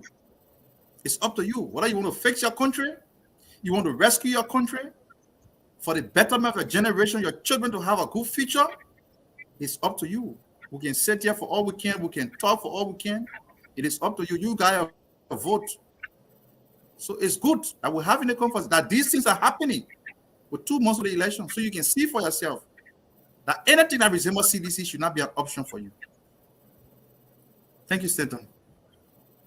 Thank you very much. Thank you very much. You just make mention of something which is very important. Our brother Gibson, I beg you, bear with me, you and Sankara. I have to read this. It's very, very important. You said the gentleman died because of what? Fire incident. Fire incident. Yeah, I never read this to you. Commander of the police. That's why I say I want to read this. Maryland. Is Maryland part of the southeastern area in Liberia? Maryland population is 172,000. Guess how many police officers in Maryland? 7. They have 25 police officers. 25 police officers in Maryland. Maryland, 172,000 as per the census report. Got 25 police officers, 12 doctors. That divider, you say what the number there? You say 170. That divider, that's not a ratio. But we got to end this show. 172,000. Listen, guys, listen. We got to end this show. Let me just read this. Let me read this quick. 30 nurses, 12 doctors. Now they have no ambulance, right? You have a place you call clinic, a hospital, and you got no ambulance. No police vehicle. No. Let me say this to you. This election, if anybody get this one correct, we pray to God that somebody volunteer and buy you Boulevard Palace dinner. You know how many pickup CDC took there and how many motorbikes in Maryland for 6 years? These people have nothing for the police department. They have nothing for the fire department. But in less than this year, less than 6 months, do you know how many pickup trucks they took there and how many motorbikes? I'm asking you, Daniel Sando. I'm asking you, Sankara. Jeremy Gibson, I'm asking you, Dr. Richardson. 12 years. They neglected the county of Maryland. But just this few weeks, they took 30 motorbikes for campaign activities. And they took pickup truck for campaign activities. The people need to understand. You said it, that's why I'm saying this, Daniel. Our county with 172,000 as per the census report. For 6 years, this government turned their back on them. 6 years. 6 years. You remember when they burned, was it Buffer Chima home or the Pro-Tem? One of their home they burned. Yeah, Buffer Chima house. Buffer Chima. Those people that need to create laws. Hey man, let me keep it for the 9 p.m. series, man. Let's close the thing. You don't get me started. Let me keep it for the 9. Come back and let's have fun with the 9 p.m. series. Gibson, go ahead. Go ahead, Gibson. You know, I wanted to end with what I started with. The attempted attack on Councillor Gonglo and the anti-corruption rally people. And stand on tell your man, George Weah, if he harmed Gonglo, he can put his talks in the street for any politician. But if any of his people harm Gonglo, Grand Jury and Nima will descend on him. We are not going to put any threat on our network. You can do your podcast and say that. We'll descend. I didn't say we get for a war. I said we'll descend. Yes, I want you to be very clear because we got to be very much sure what we say, please. We will descend in any way politically, legally, whatever way we descend on Georgia government. Because we're not leaving lying down. So the other thing I want to say is today is a good program. The Congo people, we are very flexible people. Once the program is supposed to be quiet, we'll be quiet. If it's supposed to be hot, we'll be hot. We understand that this place, we're supposed to discuss issues. But if people leave the issues and attack our candidate, definitely we will respond in kind. We will continue to distinguish our candidate. We believe that this country needs a law and order president. Law and order president. Someone who will keep everyone in check. Someone who will not pay bribe to the legislature to pass the budget overnight. A 5G style of passing laws. Someone who will not bribe the lawmakers to pass a concession agreement. Someone who will not flout the authority of the police in the street when the big man is arrested. Then they say, well, my brother, leave him. And then the policemen will be forced to leave him. We need someone like that in the executive mansion. That person will be considered Tier 1 Gonglo. The man who believes that corruption can be punished and corruptionists can be punished. We will start with the audit report. He vowed that the audit report will be resurrected. However you bury them, they will be resurrected. And those of you who are very in tune to having people punished for their wrongdoing, you can bet on Councilor Gonglo to do the job for you. He will be your project manager, and we want you to give him all your support. We are talking to the undecided voters. Those who are decided already, we can't do anything about you. We can't tell Dr. Francine to come vote for Councilor Gonglo. I think we'll take a whole year trying to convince her. But we know that there are other people who are silent voters who are indecisive. Those are the people we are talking to. If you want a vibrant presidency, a vibrant government, with young brain, with innovation, with people who are ready to move and walk and talk and be alert and not waiting for people to tell them what to do, Councilor Gonglo is your bet. I thank you. Thank you very much, Mr. Gibson. Jerry, thank you. Sankara, take us home. Thank you, CEO, and let me say thanks to our viewers tonight for this show. And I think today is a sad day in our country's history, that the Liberia that we anticipated, it is not the Liberia that we are seeing today. Like you just said, CEO, 172,000 inhabitants of Maryland County, having 25 police officers. If you do your arithmetics, a single police officer will have to take care of 6,880 residents of Maryland County. That is the reason why we continue to tell the Liberian people that the oppressors of yesterday are the oppressed of the day. That today, the louder voice of yesterday, or the louder voices of yesterday, are the people today marginalizing and oppressing the ordinary masses of our people.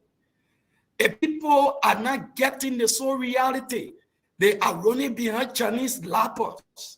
They are running behind t-shirts. I think we need to move forward as a country. And that is the reason why we continue to tell the Liberian people, and we are of the strongest hope. From the angle of the Liberian National Union, we have said this time without numbers, that one day this country will be a great nation. We will never be deterred. And that's what we are telling the Liberian people. If you feel 6 years down the line is much better for you, then you can vote the CDC. Or we think that the CDC is no longer an option for the Liberian people. Look among the opposition communities. There are bright sons and daughters that I wanted to take over state government. I wanted to provide responsible leadership for this country. And that's why we are telling them that the money map represents a new vision, a new hope, a new aspiration for the people of this country. Today in our country, look at the national budget, look at the manipulation of the budget of our people. It is extremely disgraceful that certain individual would take a national decision for more than 5 million people of our country. These are things, and that's why we are going to the polls. I have said consistently, we need to put the legislature, and revamp the legislature. They are the sole reasons for the suffering of our people. We don't need to sugarcoat this. We don't need 2 persons fighting for more than 5 million people when we are spending a lot of money on them.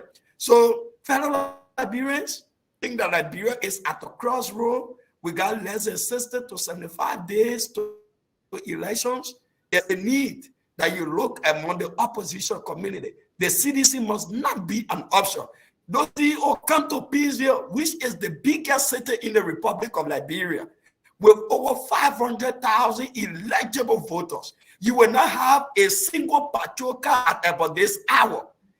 Can you imagine that? Today, our people are vulnerable. So why will you not have hack in the issue of crime rate in the city of Peaceville? So we are saying to you, this is a time that the Liberian people must see that money man is the hope, is that vision, is that new face of a new Liberia. Thank you very much. Thanks for the opportunity. We look for a better show tomorrow, and we think that Dr. Moniba can provide a better leadership for the people of this country. Thank you so much. I thought you bringing Dr. Moniba tomorrow, and my brother said he was bringing Dr. Yakwawulo too, and you guys are afraid to bring your people on. What happened, Gibson? You're no, but it is confirmed that God will be appearing tomorrow. Yeah, we got to do the flyer because I can't wait to squeeze him, with questions. So Let me provide serious analysis of policy. I'll give you the definite we can do tomorrow. Dr. Yagbalo ran away because we don't even know who Dr. Yagbalo is. But you want to say thank you. Jerry, every day you get definite time your man can come to the people. Thank you very much, Dr. I will tell you who he is. Don't worry. Thank you, Nelson. We appreciate you, and we see you guys later. Oh, quickly to announce, don't you leave me yet. Senator Darius Dillon, his rehab center put up the first set of group that went through his rehab program. You remember that Darius Dillon Rehab Center? I don't know the name exactly, but again, I think you guys will be there. I run the rehab. Yeah, I think you guys will be. They are putting up the first set of group. Those that went through the program and want to interview them. We want to see the change. We want to talk about it too. So Saturday, I can't wait. We'll be live at the program, and we'll talk more about it on Saturday. Thank you, folks, and have a good evening. Bye. Thank you, guys. Thank you, and bye-bye. Thank you so much. Well, folks, that's how we like to wrap up on this edition of the program Spoon Talk. The invitation is yours to join us tomorrow for another great presentation of your favorite program. Well, I'm Nelson Colette, and coming up shortly will be the late night politics on Spoon. So don't you go away. Just grab a cup of coffee and get ready for us at 9 p.m. Eastern Time, and of course, at 1 a.m. Liberian Time. Thank you very much. Yes, sir. A special one from the CEO, Stan coming with the spoon. And your boy, Friday the Southern Band.